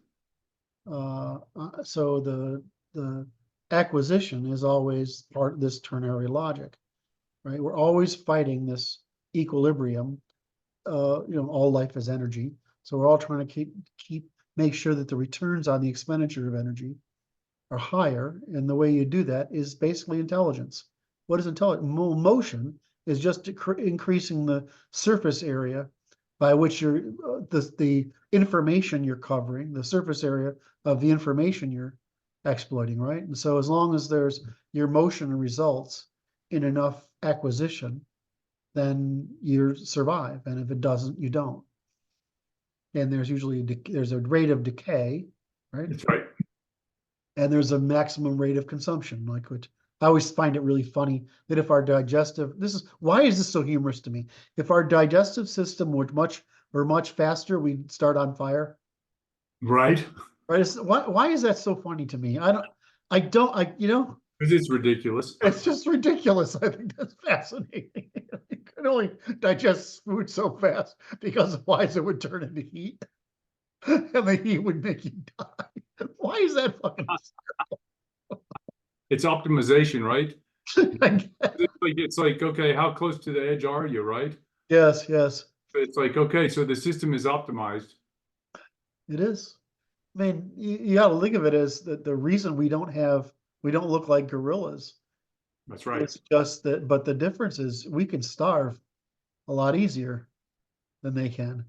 So we've traded off the need for more food more often of better quality for the ability to cover more territory, right? Which is persistence running, which means we can basically exhaust everything else. So by having our lungs up here, Yeah. right, and our heart up here, and these long legs, and our hands independent, we can breathe where a four-legged animal can't. Right, so we can do all this wonderful breath management. Really fascinating. It's really quite fascinating how the ternary logic results in morphological changes, right? And those result in the density of neurons. Because you can see a couple of evolutionary leaps that we got, which is if you look at the entorhinal cortex, which is it's where everything magic happens. I mean, the brainstem is sort of obvious, but the entorhinal cortex is magic. And so where all that stuff happens in there, and then you look at the neocortex that sits on top of it. Yeah. You look at this thing and it's like, well, at some point that entorhinal cortex doubled from 3 layers to 6. And that doubling gave us the capacity to have the neocortex. This is fascinating because the entorhinal cortex is basically trying to coordinate your body in space. Mm-hmm. It's basically it's where your speedometer is and your compass, right, and your distance measurement. That's all that stuff Elon Musk is trying to make in his cars is all down there. Mm-hmm. Little bit of shit at the bottom there, right? Hippocampal region. And then the same thing is when it uses all those factors, it creates an index of them, which is basically a bunch of neurons firing at the same time. And that becomes an episode, right? An episode, if it's interesting. And then what happens is, for some reason, there's some little clock in here that makes you go and repeat that while you're sleeping until it becomes a memory. Right. It's just fascinating. But we got this point where we've had a couple of times where we've had these doublings and our brains get way bigger and more powerful. And you get us. It's just fucking fascinating to me. Right? I mean, I totally get I get the designed, the people who say that what do you call it? God designed me. What's it called? What's that? Yeah, the creationists. I get the creation. I sort of get it, right? But that's one of those things of you're trying to claim you know more than you know, right? It really. No, this is interesting because it's like this. I'm looking forward to chatting with E. Michael Jones within the fortnight, which is an unusual word to get to use. It makes me look smart. So I appreciate the opportunity to demonstrate so publicly. Plenty smart. Your humility is a thing of beauty and also kind of annoying at times. But the issue is this is telos, which is the bugaboo of the feminists was teleological thinking. And it's like it was baked in the cake, right? What does that mean? It's like this. It's like we would talk about it as the assembly has potential and creates an assemblage that has evolutionary potential that was pre-baked in the cake of the assemblies from which it was constructed. So we have a teleological bent to our work. Yes. And it's okay. And it's like, that's why I want to match with E. Michael Jones, because he's got the theological, philosophical element of it down pat. And I want to make sure our language matches with his language so that we're talking about the same thing. We know that we're talking about what we're talking about when we speak together from these diametrically different perspectives. They're not opposed. They're just different grammars. They're different perspectives, though. And it's like, okay, so different grammars. I'm just want to make sure the conversation is grounded to the same rail, right? The electrified rail. I would just say he's right. Right. I know he's right. It's just a matter of, I need to know what I'm saying. The science says he's right. Right. Yeah, which is, I think, is fascinating. I think that should be enough of an answer. Well, I just need to understand exactly what terms he's using for the terms we're using, and so that the index is correct. Mm-hmm. That's all I'm after, because I know he's right. And I'm like, but what's interesting to me is the teleologic functionality that we both see. There it is. What's that? Go ahead. You just hit something. Go ahead. It's the teleological function that is occurring, which is there's a destiny at work here. Like it's inevitable that we would come up with a science like this eventually. Yeah. And what's interesting is it's the only way to peacefully resolve our differences. Yes. And it's like, okay, that's what we've done. And it's like, that's no small thing. That's brilliant. And it's like, okay, here we are. So this is what I was thinking. First of all, I agree with you. The question is, why did he come to the right conclusion? What's his motivation? Why is he right? I'm right because we're right. I started out being right is because I just wanted to stop the fucking lying. Wait, so this is it. So I asked E. Michael Jones this question. I think it was the first or second time I met him. I've met him maybe 2 or 3 times. But it's like, I said, how did you get here? See, I got here, and it's like, so imagine this scene. It's a nighttime scene. There's a moon. It's up there. There's some clouds, and it's at night. And I'm going around the corner of this railroad. I'm walking on the rail. I'm walking on the right rail. And I'm going around this curve. And here comes E. Michael Jones on the other rail this way. And it's like, we meet on this curve. E. Michael Jones, how did you get here? Because I got here by trying to figure out what happened to America. And he goes, well, I got here trying to figure out what happened to the Catholic Church. And it's the same damn thing. And it's like, oh, here's here's Kurt. Look, Kurt's right here. And Kurt's here because he wants to stop the goddamn lying. And it's like, we're all on the same page. That's actually the easiest explanation, the clearest explanation in other words, you can, that explanation makes sense. Oh yeah. It's like this only I'm like, I had to ask him because I'm like, it's very curious to find you here, E. Michael Jones, professor. What are you doing? Right? It's Because also, he did not come here the same direction I did, and you came here in a different direction too. Mhm. And we arrive at this point, and the solution is the same. And it's universal in its functionality, which is quite interesting, isn't it? But because there's no it's evidence other way, we're all right. I mean, that's the thing. there's no other place to arrive at. It's the truth is what we arrive at. Yeah. And it's like, now the names we use to talk about the truth is interesting to me. That's what I want to talk to him about. Because it's like this, because I know he's talking about what we're talking about, and I just want to make sure the terminology matches. That's because it's like, I think it does, and I got to prove it. Isn't it going to be the only difference be that, you can act on faith, the belief, or evidence, right? And to me, I work on evidence. Mhm. You would say you would work on belief, reason, and he would say that he includes faith. And I think that's just Faith, and well, yeah, I don't know. what's the difference of these things is it really is how subjectively testable are each of these processes. In faith, they're subjectively processes. That's the whole being. Reason, it's the mental being. And for evidence, it's the abstraction into a form of calculation. In other words, it's almost devoid of human subjective content. So it's strong subjective content, medium subjective content, low subjective content. And so you have theology, philosophy, you have reason, which is reason empiricism, and it's me, it's more like calculus. To me, it's all calculation, computational calculation. And I think that spectrum is just like, okay, well, if we're looking for describing these things in the vocabulary we have, we're going to describe it with the vocabulary we know. And he's going to talk about his way, you're going to talk about your way, I'm going to talk about my way.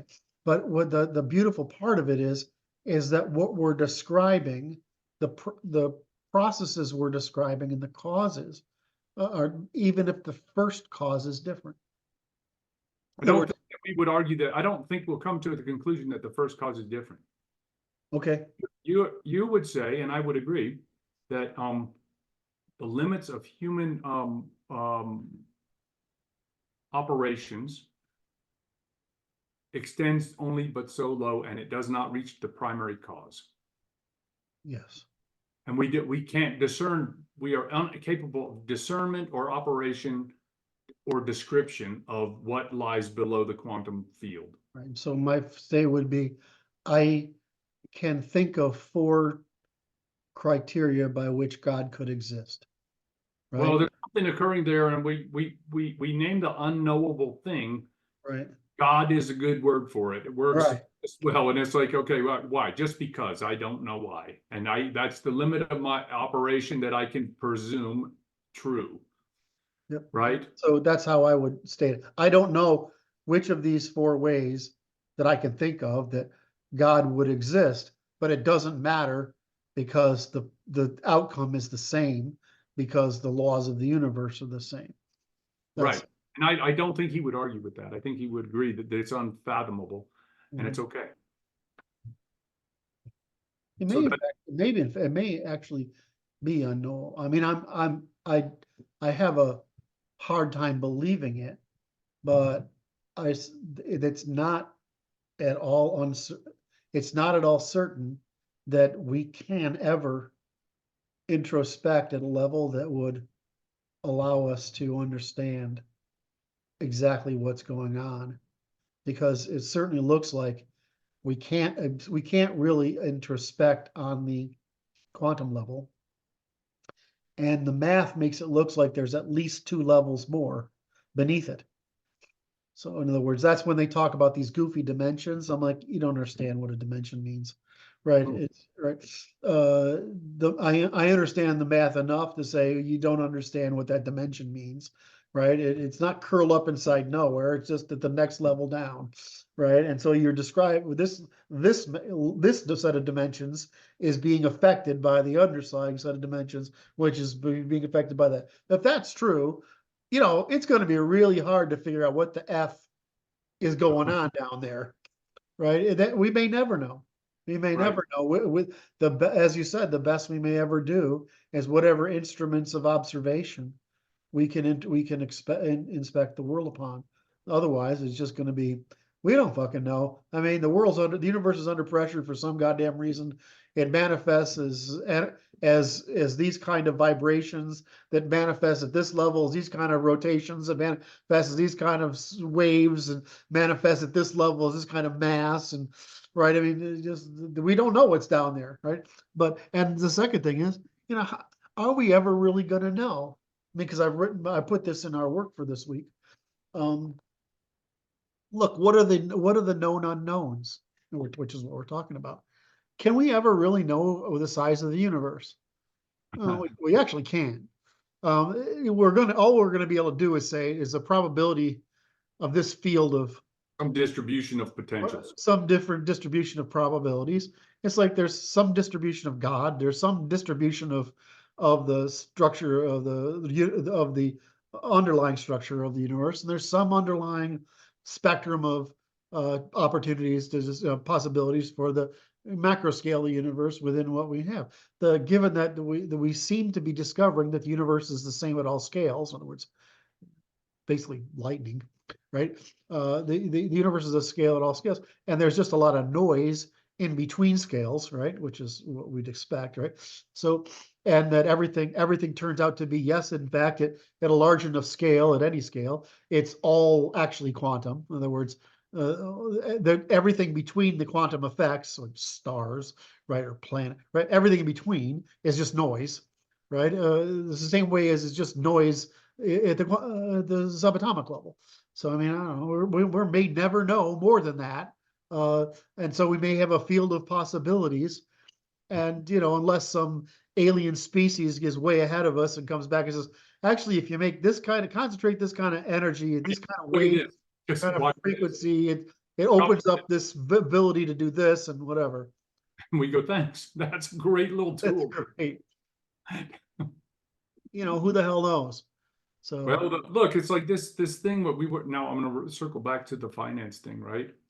okay. It's like the brilliance of the finance boys to be able to take time from the future, right? That is no small thing, man.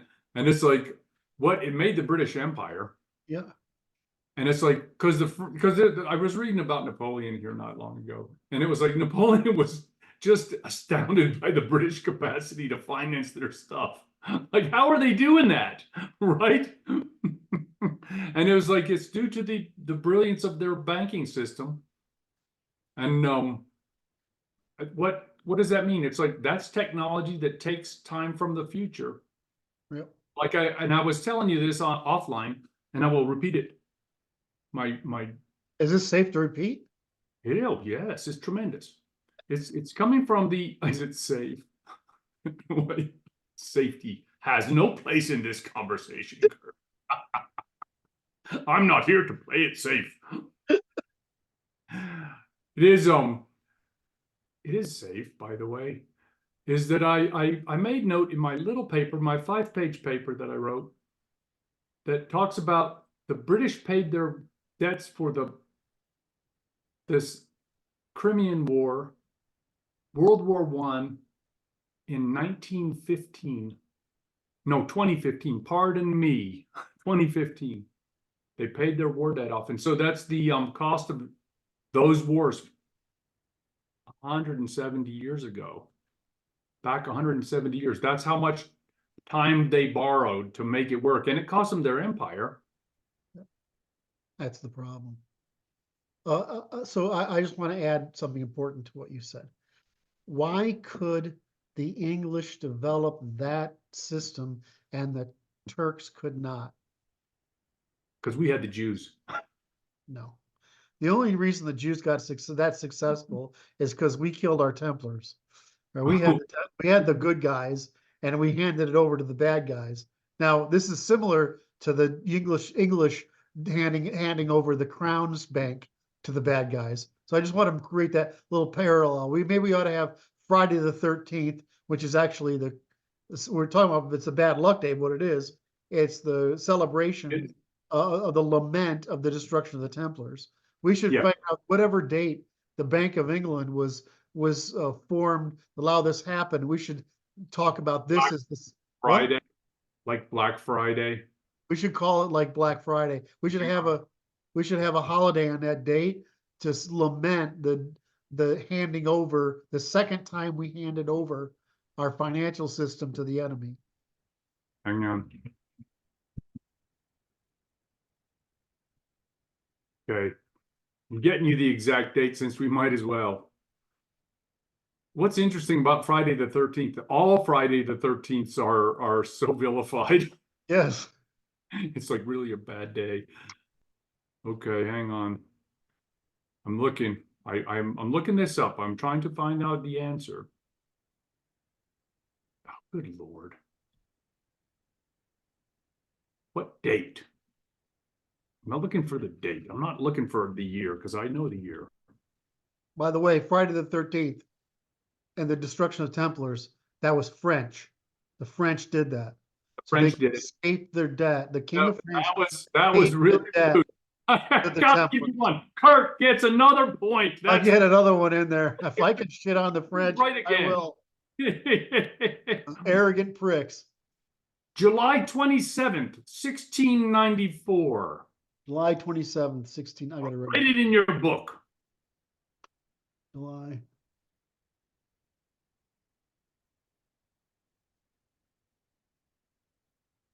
I'm writing it in my little paper because I did not have that little detail in there, that nugget, that valuable chunk. So this is the date at which the Bank of England was founded? Yes. In fact, as you may recall, that was one of the first things I talked about in my little paper. No, it's after the 1400s. Huh. Where did I put it?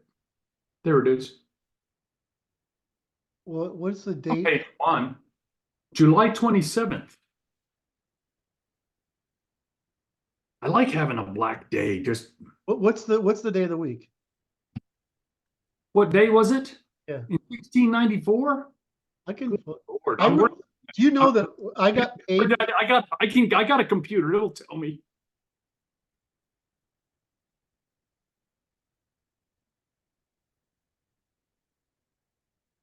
Tuesday. You beat me to the punch, did you? I'm working because I'm working across my book. I have a disadvantage because my keyboard is underneath a little shelf. I understand, Brad. You have made me sad. You suffer many disabilities. Yes, so Tuesday. Look at that. Tuesday. I'm writing it Tuesday in there because that's funny too. That level of specificity is quite amusing. Well, what was the original Friday the 13th? What was it? It was 12/13 or something. Yeah. Was it 12/13? Yes. 1307. October 13th, 1307. 1307. That was close. From this perspective, it was 800 and not 900 years ago. No, 700, not 800. So this is the cost. This is the penance that we paid for that French error.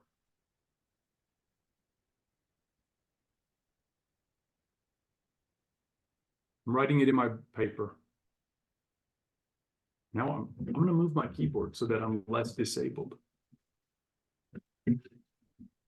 Since Kurt's putting it in his paper, he's putting on his digitizing it.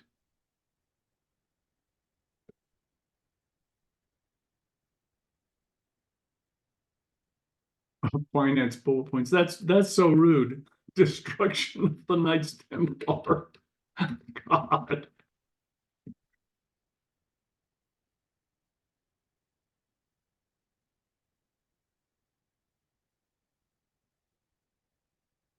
By France. What's that? Of By France and the Pope, right? course.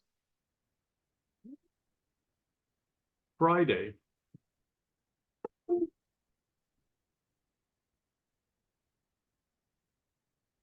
What day was it? What month? It was Friday, October 13th, 1307. Thank you. That's the beginning of my finance bullet points.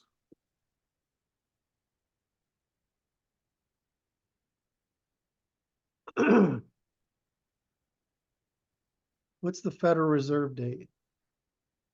That was 1913. Let's see when they founded it.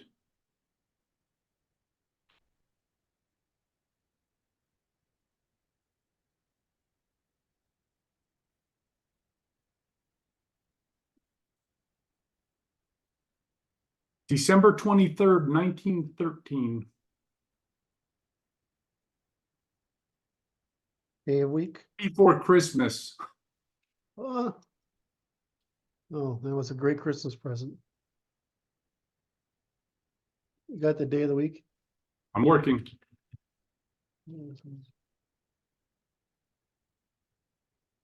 Tuesday, another Tuesday. Tuesday's a bad day, man.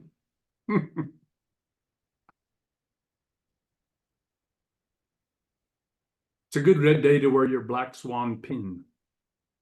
Tuesday. What's the central bank called? Central bank? The U.S. Federal Reserve? Mhm. Federal Reserve Bank.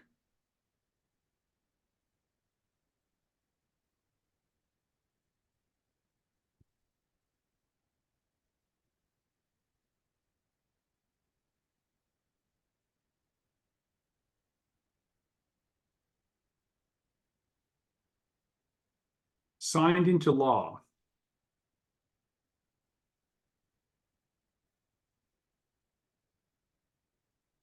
Signed into law.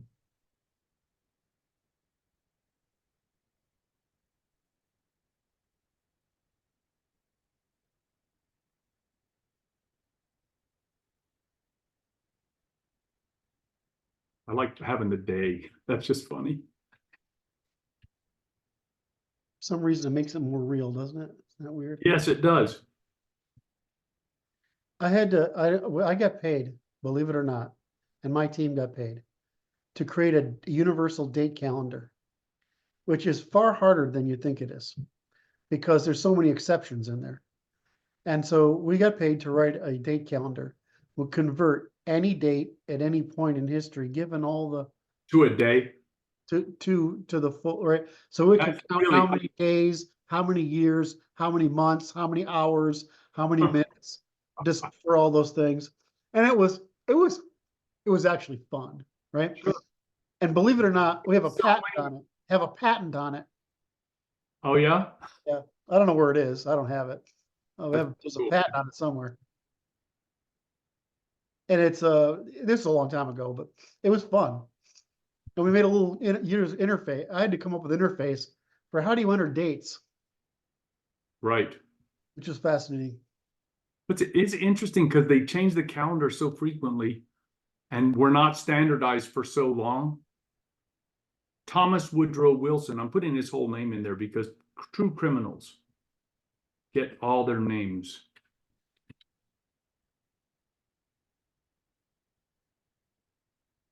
Oh, and he said it. He said, I've sold my country. I've done a dirty thing. He has lamented at the end of his Who?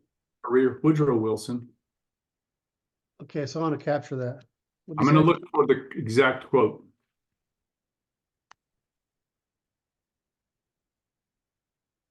I am a most unhappy man, he said. Mhm.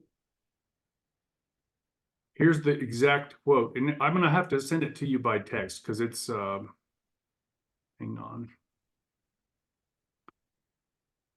Here you go. I'm putting it in the chat, then you can just copy it.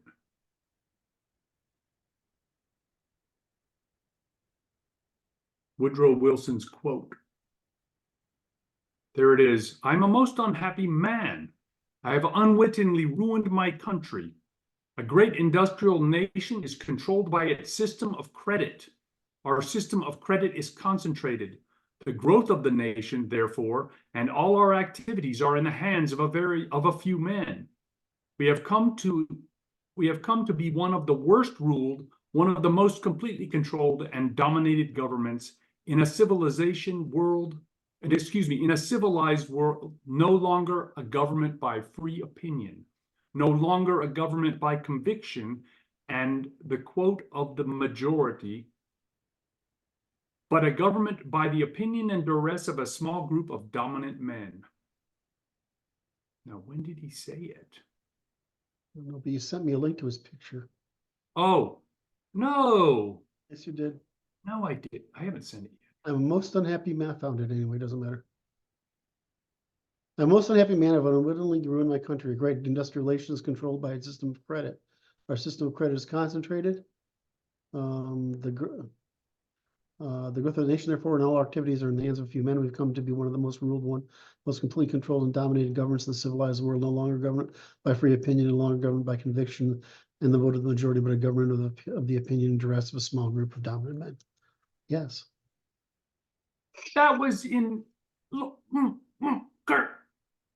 Well, I'm just going back. I gotta go back 2 steps.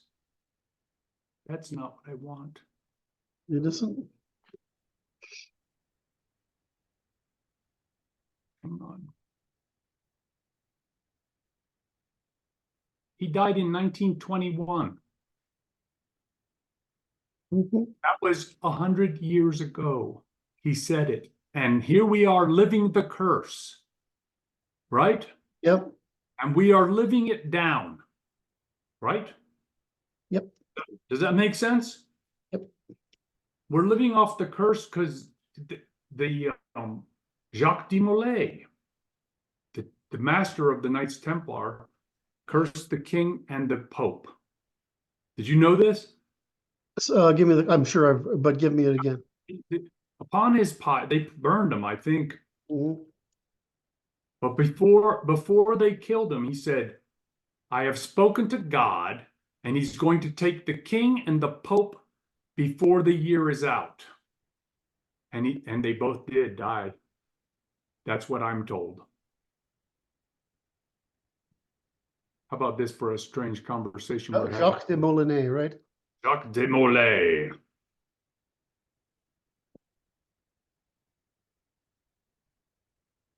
Curse. Burned at the stake. They burned him. The Curse of Jacques de Molay. Oh, it's a video.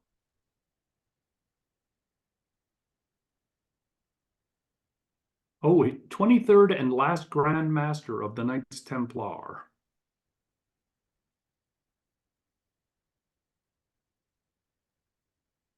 Now it says 1312. Dissolved by the order of the Pope in 1312. Arrested in 1307. Burned on a scaffold in 1314.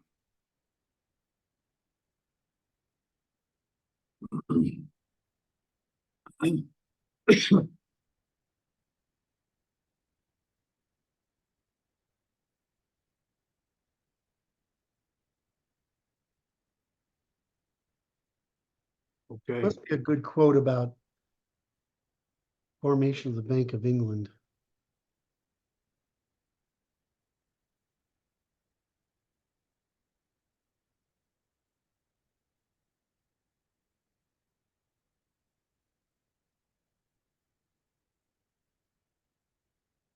The bank was saved and the people were ruined. When was this? The Bank of England. No, this is not. So No, this isn't right. This is wrong.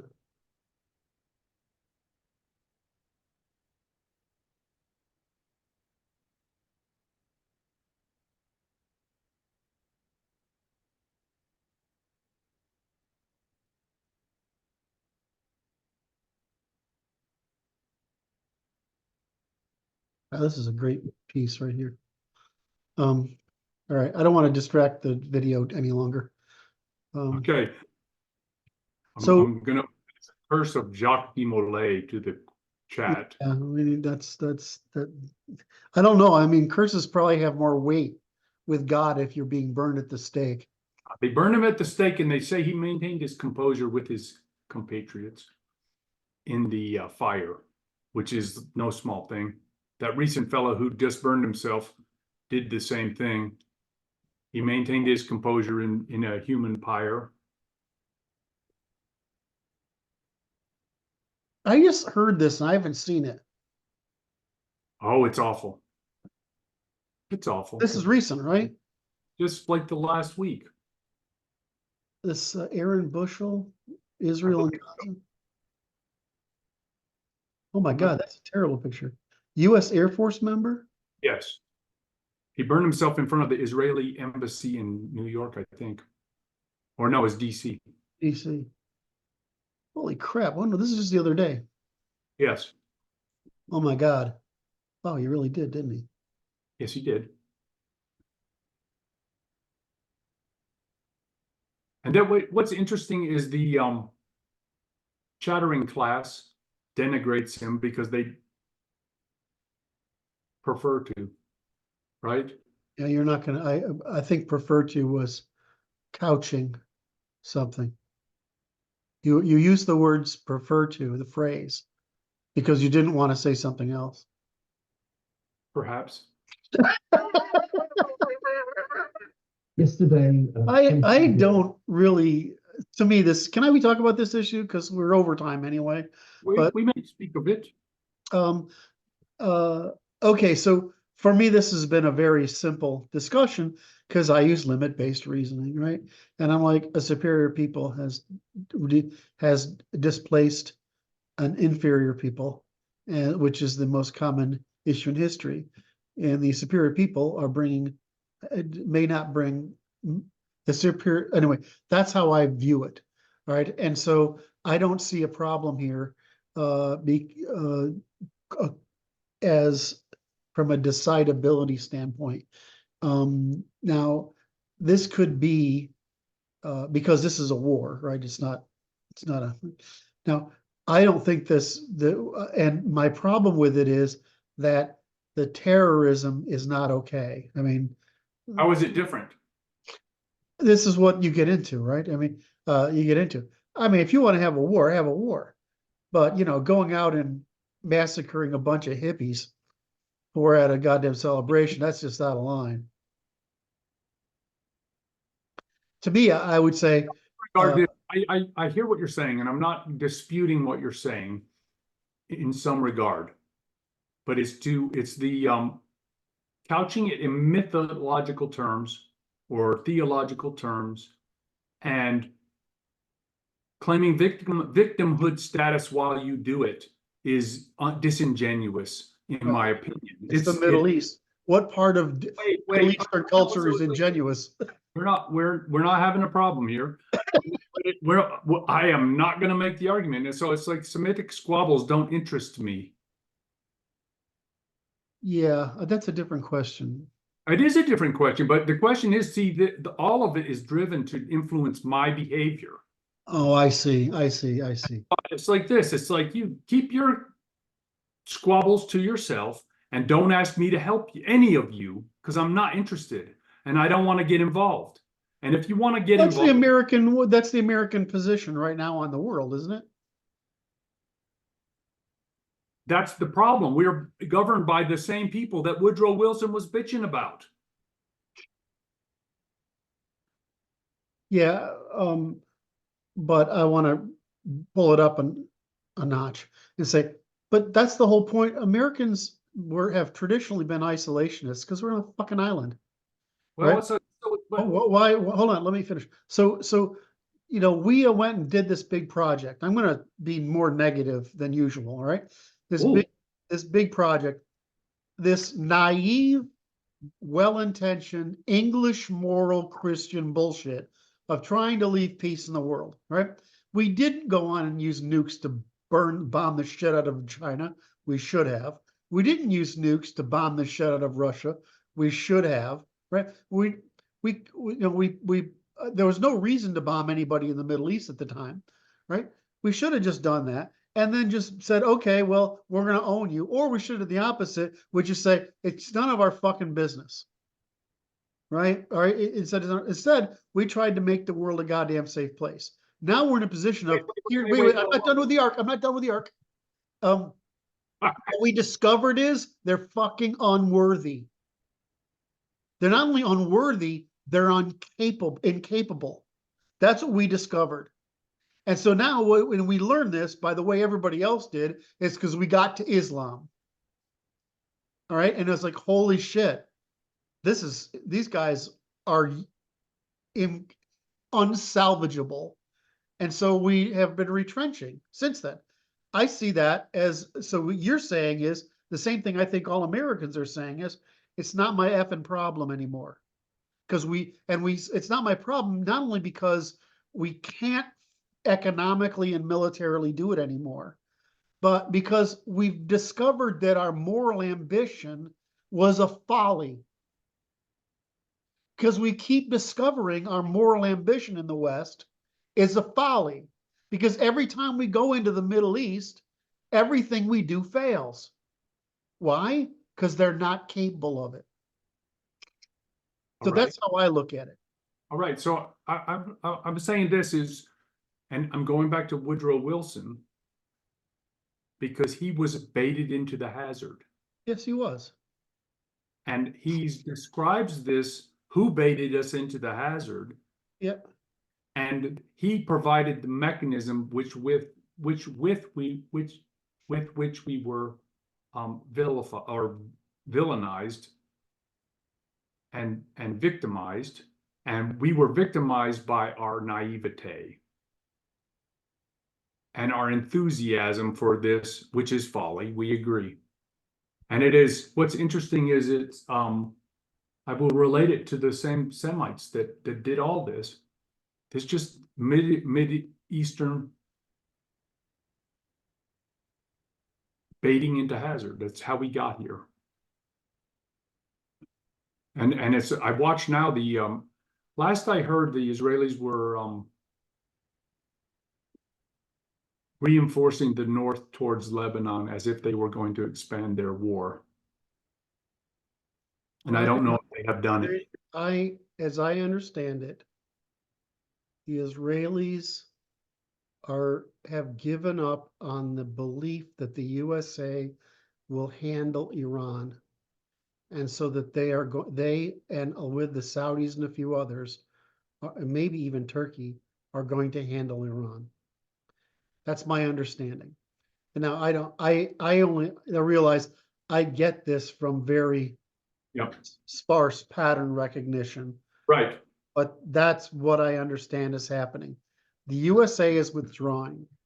We can't count on them anymore, except to count on, they'll defend us from invasion, but they're not going to solve the fucking problem.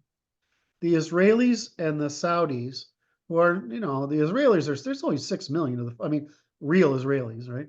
Right. But and then there's the Saudis. The Saudis have a purse, and they have people, and so if you look at this as the Saudis, go ahead. No. The Saudis. Talking. Sorry. Keep talking. I'm going to answer this phone call. Okay, go ahead. I'm sorry. I'm going to pause it. Oh, you're pausing? Thank you. Where were we? I don't know, Brad. Oh. You were going. We were in Israel solving problems. Oh. The Americans are leaving, are not reliable. And they're not reliable. So as far as I know, the Israelis are, and this is the problem, is nobody can make a sudden move, but everybody can make a gradual move.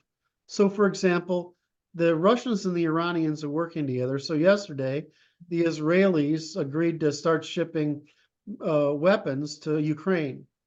What is that? When the Israelis and the Russians have had a mutual non-antagonistic position, it's not a cooperative one. It's a mutually unantagonistic one. But now that Russia and Iran are working together, Israelis supplying. So the problem is Israel and the Saudis have been trying to put together an alliance because that part of the world needs an alliance to contain Iran. Because Iran is, you got to understand, it's 70 million people, and Iran is 70 million people. They have a little bit of money. They have a pretty big army. They have lots of missiles. They have, but their real warfare is that they fund proxy warriors at low prices to them. So they have a really cheap but really big military. Now, I mean, these are I can't remember how many 100,000. It's not a lot. It's a couple of 100,000 guys in the two Hamas versus what's the other one? Hamas and Hezbollah. Hezbollah. And so, you know, that's a lot of people, right, that are in those things. And since they basically have perfect camouflage, which means they live inside these areas, you know, you're talking about a really hard problem. So Iran is I'm forgetting the other one. Oh, they do ISIS and that stuff too. So, so Iran has managed to build a huge proxy military. Oh, the Houthis. That's the other one I'm thinking about. Right. So you're talking about really low rent guys who, for very small amounts of money, create a huge basically a guerrilla warfare system that's supported by Iran. Well, you know, Israel is 6 million people. It has hella advanced technology, but I mean, somebody's going to have to shut Iran down. We'd all been waiting. This is the U.S. strategy, is always the same, is just let them fail. This is what worked for the communists, right? And so it's what is working for the Islamists. Is just let them fail. And so the problem is Iran has this oil thing down in the south, right? So we know how to make Iran go away, and so do the Israelis. But as far as I can tell, they're going to try to weaken Hamas. What's the other one again? Hezbollah And Houthis. And I don't know if they are. The Americans have a good excuse to hit the Houthis because they're basically guarding the pathway to the Suez Canal. And, you know, we're already seeing boats go around Africa, you know. I don't know if you know that or not, but some boats are actually, that's a They can't get insurance, which is kind of funny. It's a financial derivative that's stopping them. Oh God, you had to go there. How about that? That was good, huh? Yep. You liked it. So, so my view is that this has to deterministically end up this way. Okay. My belief at the moment is that Europe is going to gradually focus on Russia. The United States will gradually focus on China, and the Israelis are going to focus on, and their allies, their booming allies, are going to focus on Iran, because Iran's an intrinsic threat to each power. And the trick is Turkey is the hinge point. Yeah, but what's his name is Erdogan. He's Erdogan. Selfish. What? Erdogan's a pretty selfish guy. But you got to remember, they're not, you know, they're as Islamic as they are traditionally. They're still a modern technological secular state mostly, with real economic weight and potential. And everything works in their interest if they decrease the power of Russia and Iran. There you go. We watched the show then. Well, so watched the this show. is where gravity is pulling. It's where gravity is pulling. So Here we are watching the show, and it's well, we started out with it being interesting times, right? That was the topic of we this. are. It's just so spicy. All right, well, we're half an hour over. Here we I'm are. glad we talked about time today. Yes. Because I'll be able to use that. I'm gonna try test this out. I'll have one of the summary AIs, not the ones we're using here, because this one sucks. But I'll have one of the to try to do a transcript of it, and I'll see if I can turn that transcript into something of a time section, because it was really fascinating. Oh, it was a very good quote. So I think we'll make use of that.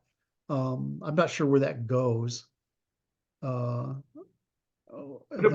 no, I think it's a very excellent thing because it's the universally it is the denominator for the universally commensurable language. Yes, I agree.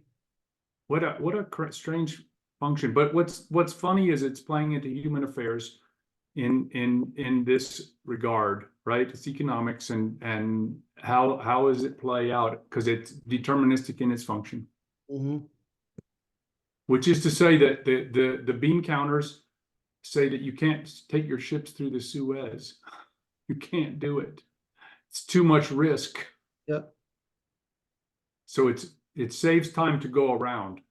This is one of those things I know I quote Zion a lot, but it's because I disagree with some things, but his macroeconomic political economy, right? He talks about it at the geostrategic level. I'm like, well, it looks right to me, and I can't ever come up with a disagreement. My disagreements with him because he underrates and I'm only saying this because I'm qualifying that I'm not a sycophant, right? I'm only, it's Right. not because I really have a criticism. It's that I'm qualifying my own, saying I'm not like a lapdog or something. Right. But, he underestimates the ability of political systems in authoritarian countries to make rapid and powerful changes.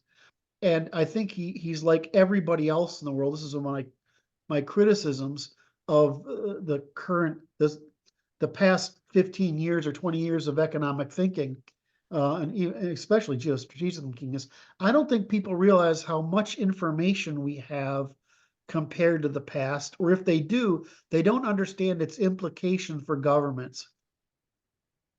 And Okay. so in the West, it's different, but in a government where you actually have political power to do things, right? The information that they have today is enough to compensate for the failings of those authoritarian systems. So what we tend to think about is an authoritarian system is bad at processing information. It is. What information? Right? It may not get you honest and truthful, whatever information, but from a geostrategic and military standpoint, it's just the opposite. We have extraordinary information about the world economy and where shipping is going and all this other stuff. So when you're moving when somebody who runs a totalitarian state can move a lever, he can. Yes. Right. And so where we could, but it's really effing hard. Right. I mean, look what Germany had to do to deal with that was a big deal for Germany to say, okay, we're not gonna, cow to the Russians and become a rump state of Russia.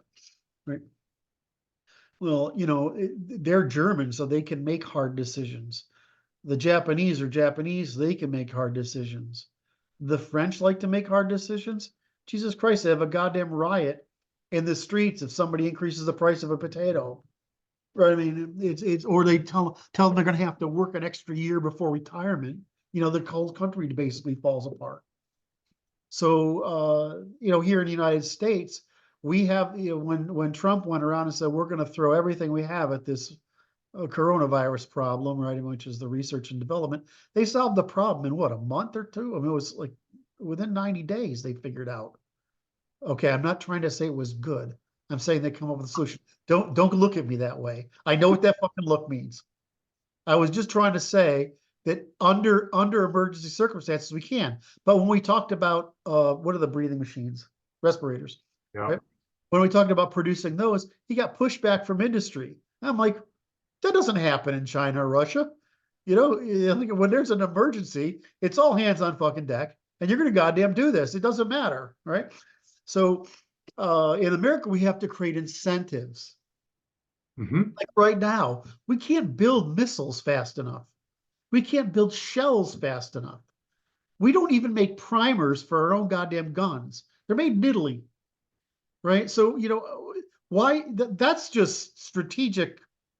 I mean, what's the thing? What is we out of? What's the, is it insulin we're running out of? What's the medicine we're running out of? Generated in India, I think. Right. So why are we invulnerable to that? That isn't a question. You go to somebody who can manufacture it and it says, we're going to pay you this and you're going to fucking do it. And it's going to be done in 6 months, or we're going to take your goddamn company.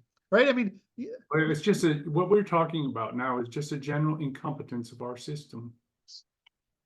I mean, when the CIA came to me, they just came and asked each time. Right. I'm like, I'm a patriot. I'm going to, if it's good for my country, I'll do it. Sure. What does that look mean? You give me another one of those looks. That's a look. I don't know what that look means. I'll give you a tick mark for that one, but it goes like this. It's like, oh, you trusted them, did you? Well, you know, I know what. You're a good American, and it's like this. I think that the good Americans are unnecessarily naive, and it's like entrusting certain people that I don't trust. They have lost my faith. All these, I would probably agree that it's certainly in the military and probably in intel, certainly in justice, certainly in the military.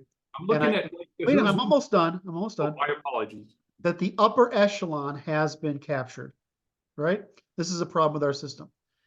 But the field people, and I've worked with field people, right? That's different from working with. We understand one another, but here's the trick: is they're being directed by the directors.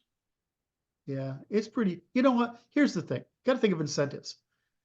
I'm not an employee. I'm a contractor. They give you a contract. This says, you know, you're bound by this. You can never, and I don't talk about anything that's in public knowledge. And half of what I talk about, I skew it enough so that it can't be really traced back to anything. We understand.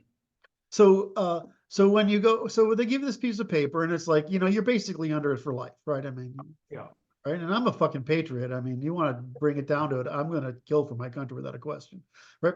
So what they ask you to do is they never ask you to do anything with enough information that you could possibly know if it was going to be bad, because they can't afford you to leak. Right. Right. And so, you know, I'm like, I'm dealing with these people, you know, these aren't like your run of the mill bureaucrats. Field people are fellow nerds. I mean, you're talking to smart fucking people. I mean, everybody I met was, you know, on the fucking ball. Yeah. And hot. Frankly, I thought they were hot shits. Right. Yeah. So, you know, it's not like I don't know how to negotiate or know fucking lying and those other crap. And it took me about 15 minutes to figure out what they really wanted me to do. Right. And it's like, okay, I can make that happen. That's not a problem. Right. And you don't just, and there's just no details get done. They call you up. They say, we need to get this done. Can you tell us how to do that? Okay, give me a minute. All right, I'm going to send you this, this, and this. This is how you should talk about it. And this is what you should do. Right. Right. Right. If you want to make it, I can't say that part. No. If you want to make this particular thing happen, I'll show up and make it happen.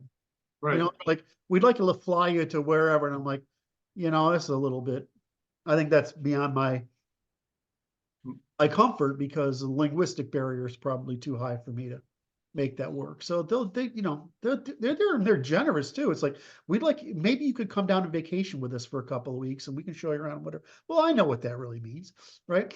You know, so, you know, it's not that kind of deal. I mean, if they're trying to do something really nefarious, you know, they have teams. There's somebody who's does the fucking planning work, and they're scary fuckers. And then you have the field person who does this stuff. And then when something really bad happens, it's the military that does it. and they just get a bunch of orders to go do something and Yes. totally can't talk about it, and they go do it. So I mean, to me, it's like a pretty.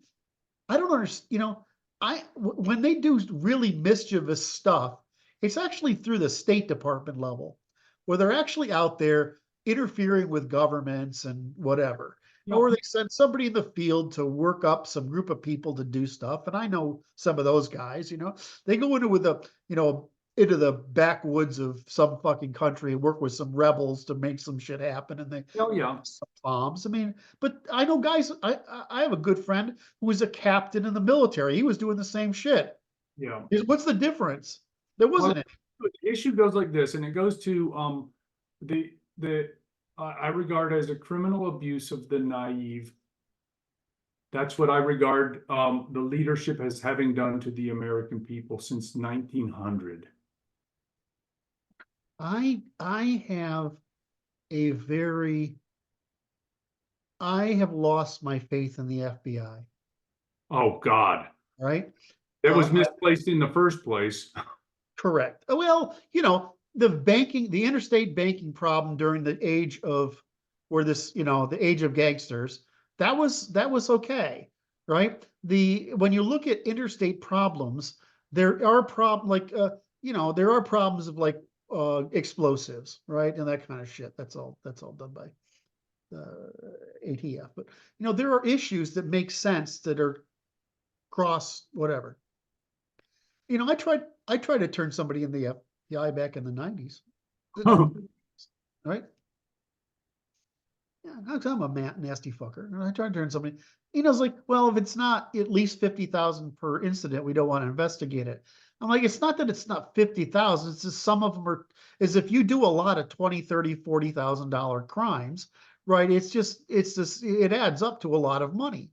And they're like, okay, well, I mean, so I handled it my way, which is end up being Justice Department, and the fucking postal inspector got involved. Right? So, right, but it's actually pretty hard. I had the same problem with the IRS. I go, this guy's as I turn this guy into the IRS.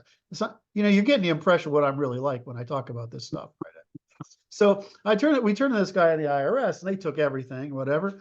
Right. But it was hard to get them to act on it. Unfortunately, what I don't like is some fucking small businessman gets behind his taxes because he basically doesn't make enough money, and they destroy his goddamn business. Yeah. And that's like that's not fucking okay. That's what's wrong, right? I mean, if you go to the CIA, he says, well, we have some fucking policy that turned out to be a bad one in the end. But if you look at what they were actually trying to do, most of the time is pretty moral objective. Not always, but most of the time, it's a pretty moral objective. My argument will be this: is results count. Yeah, well, I mean,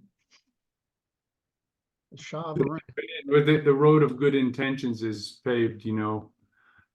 There you have it, the pavement. The best thing, what your argument would be, is the best thing is to leave everybody alone. It's the George Washington's advice, is my opinion. Oh, give me his advice. Make no foreign entanglements. Yes. And it's like that was the right answer. It's the right answer. It seems to be where we're going. Certainly what Trump was trying to do. Somebody last night was bitching about Trump. Like, you don't even understand what the man is doing. They're talking about how he interacts with the staff. And it's like, if you're looking at bureaucracy that you don't trust, here's what you do. You say, you propose outlandish schemes that you can think of, and you watch how they react to them. Do what they do. That's right. That's how you learn what's true. You don't say, I expect you to tell me the truth. That's in the best instant, right? So I'm looking at this, I'm looking at Trump, and I'm like, I would have done the same fucking thing. I would have been more artful about it because I'm more artful. But I mean, I would have done this. He's a different kind of nerd than you are. Right. I mean, he's he's very brash. I would have simply said, well, what about this? He's from a different part of New York. Yeah, exactly. So, but I'm like, and he's going through DOD people. I mean, going through, and I'm like, I would have too, because you can't get anybody to do what he wants, which is to get out of the foreign entanglements, right?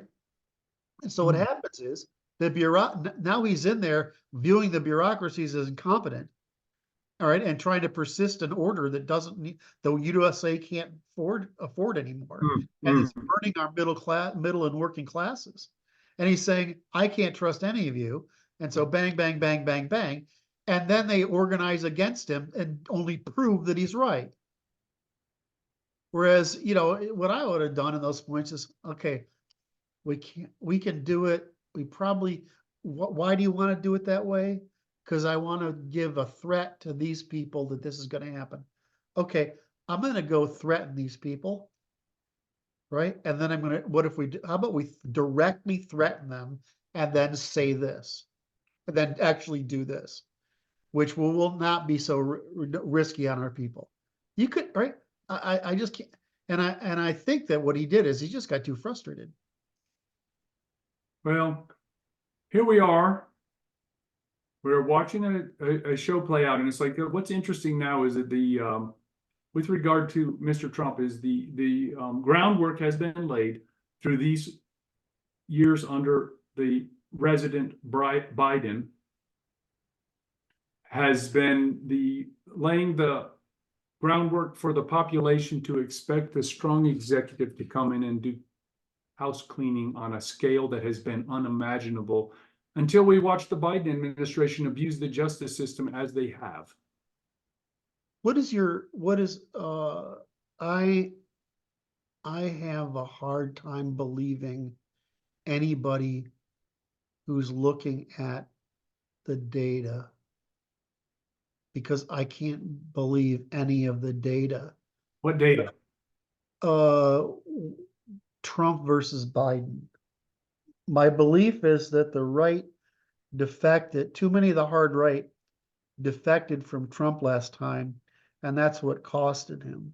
I don't believe any of that. I don't believe any of the election data. I think it was a theft. All right, so hold on. Let's just go forward with this and say, well, so what are what is this matchup going to look like? And I think that I would like it if Trump would get in and do this house cleaning. Right, that would be really good for the country, no matter how much the talking classes disagree.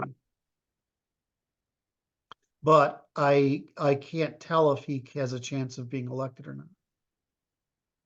But that's quite interesting is it's like that my confidence is not in the electoral process has lost my confidence. I see.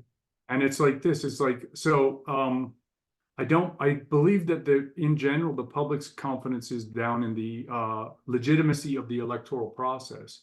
And I don't believe that regardless of who wins, we're going to have a problem because of that.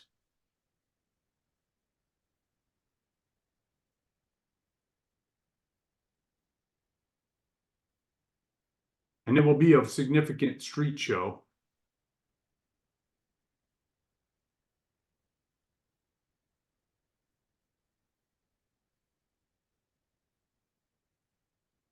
I can't. My instinct right now, and can't count on my instincts at this. Maybe in another year I'll be healthy enough to count on my instincts. But my intuition is that it's going to be hard for Trump to win. That if Biden resigns, which I think is a possibility, and they run Harris. Oh my God. I don't know. That would be really horrible if that happened. I don't believe the right would stand for it. The conservatives would stand for it. And yeah. I don't even believe it would be considered legitimate. No, I don't believe that it could possibly be considered legitimate. I don't believe she could win, and I don't believe it would be considered legitimate if she claimed to win. The electoral process is too questionable, and it's like that's a ridiculous presumption. It's like the construction is unbelievable. The last election was simply unbelievable. It still is unbelievable, and so it's like, and the fact that it hasn't been adequately investigated at all is beyond the pale. And so it's like whatever happens is like it looks like there's going to be a rough November. So let's flip it around. Now, let's say Trump gets elected. He starts this, the global left is going to pull out every damn lever they've got to create chaos. Okay. And the right is going to respond to that chaos. Yes. And then Trump is going to create chaos. That's a lot of chaos in a time where we have at least 4 actors: China, Russia, Iran, and South Korea and North Korea. They have at least 4 actors that would be terribly inspired by that chaos. Wait, furthermore, that in the context of having some 10 million unvetted military age men in your country, you're not capable of doing anything if you wanted to respond, because you don't know how many of them are already organized as military cells. Well, the difference Wherever, you don't know where they're from and you don't know what they're doing. And it's like your infrastructure is all at risk. turns into a race war because you can identify them by their looks and their behavior. You just end up with a race war. Well, there you So, I mean, I think this is the big year, and I don't think it's manageable. I don't think the talking classes can manage. No way. No way. They have no way. This is interesting. It's in the arc that I discussed in my little paper, which is the financial class early on. So 1885 is when I regard them as taking their position, but they recognize the value of the mass media, and the mass media has lost credibility and lost its capacity to deliver mass messages to the masses because the masses don't trust them anyway. Yep. So chatterers they're essentially voiceless because we don't trust them. And so they can't deliver their message, even if they had a message, which they don't. They just deliver lies anyway. They just deliver Lies. lies anyway. Which is they're trying to construct a narrative and maintain a narrative that they're incapable of maintaining at this point. Okay, so I got to qualify something. Oh, No, it's so there are times when you say I will not endorse this. This is just my silence is not my presence in this conversation is not confirmation of Mr. Doolittle's opinion. either confirmation or denial. Right. So I don't hold these same opinions, but I respect your opinions, and I say I don't know. It's right? It's just a data point, Dan. No. I just want to make sure that because I don't want to be grouped in with it, and I'm saying my position is I don't fucking know. I don't know. All I can tell you is that I was sitting there watching the data on election night, and I'm like, statistically, That didn't happen. this can't happen.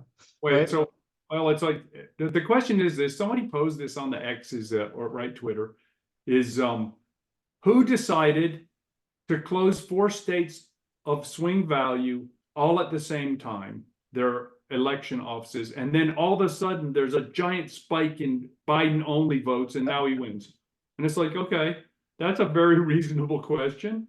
And it's statistically, it's absurd to even expect that to be considered to be true. That is just stupid on its They face. had the hanging chad problem, and I'm like, you guys don't understand statistics, all right? That hanging chads is different from printing votes, right? These are 2 different Right. things, all right? But I mean, the hanging chad thing was like, okay, guys, that vote in order for that vote to have been any other way, be like you getting struck by lightning 7 times at different points. On the way home today. Right on the way home today. That just doesn't happen. So I'm like, this can't be the case. But you know, they play all these games, which is what you say is they take advantage of public ignorance. Yes. My problem was I understood with the last election was I understood why the Supreme Court didn't want to do this. I understand that too. Right. But I have a problem with there not being a king to say, okay, we're going, because there's a difference in the obligations of the court and the king. The Yes, king is capable of making a subjective decision for the benefit of the people. I have a problem with the king not saying, well, we're going to investigate this, so I want to investigate it, right? The court can't do that because it's a neutral player, but the king is not a neutral player, right? He's going to make a personal decision what's best for the people. He's rather because the king is outside the law in the right. preservation of the law, whereas the court must stay within the law in the preservation of the law. And so if we had a king, you could go and say, we're gonna start shooting people if this doesn't get resolved. Then king would say, what is the way to keep the peace? That's what why it's called the king's peace. Right. And the king would say, well, we need to investigate this, and so let's throw the fucking military at it, and find out what the goddamn answer is. And he would have found the answer. I don't know what the answer would have been. Right. I agree with that. Right. And from my standpoint, I just look at it as the whole farming ballot thing is bullshit, right? You show up to the fucking voting place. If you aren't there, we don't know for certain what you thought, if you were coached or whatever, right? I used to take, when I was a kid, they put this conservative talk show host or whatever, would write some column and he'd say, I vote for this guy, this guy, this guy, this guy. And conservatives will tell you to vote for a Democrat if it's the better candidate, right? They'll tell you. And I would just read through that and I'm like, okay, I'm going to go do these things. That's an informed decision. But if you're sitting there and you're being like, you have an 80 IQ and you're whatever, and somebody's telling you you should vote for these things, that's not voting. That's farming. And that's not okay. So you should make a deliberate choice to go vote, to exercise your rights because you're an informed voter. If not, then all you're doing is you're just a fucking toy and it's an enemy of the rest of us. What are you smiling at me for? Well, I'm just thinking about what I'm gonna say after we're done recording. Because it's getting too sensitive fast. All right. We've been at this for 3 hours now. So let's cut it off. I'll chop this. I'm gonna I'll give a chop this into bravo sections. to everybody who's still here. I'm surprised people listen to this stuff. It's bizarre to me. All right. I'll see if I might have to break this one into chunks. All right. So I won't end the meeting. I'll just stop the recording. So this is Kurt and Brad. It's Saturday, March 2nd. We've had a long one here. Hopefully, maybe I'll break it into. Wonderful. Time section was brilliant, so we might want to cut that out. And so you want to do your thing, Brad? I do. I want to thank you for giving me the opportunity to do it again. Please, you hit like, hit subscribe and the notification bell, and then leave the comments because we just love them. All right, guys. And tell Brad he's handsome. Ha! I stuck that in. I snuck it in. All right, love you guys. Bye-bye.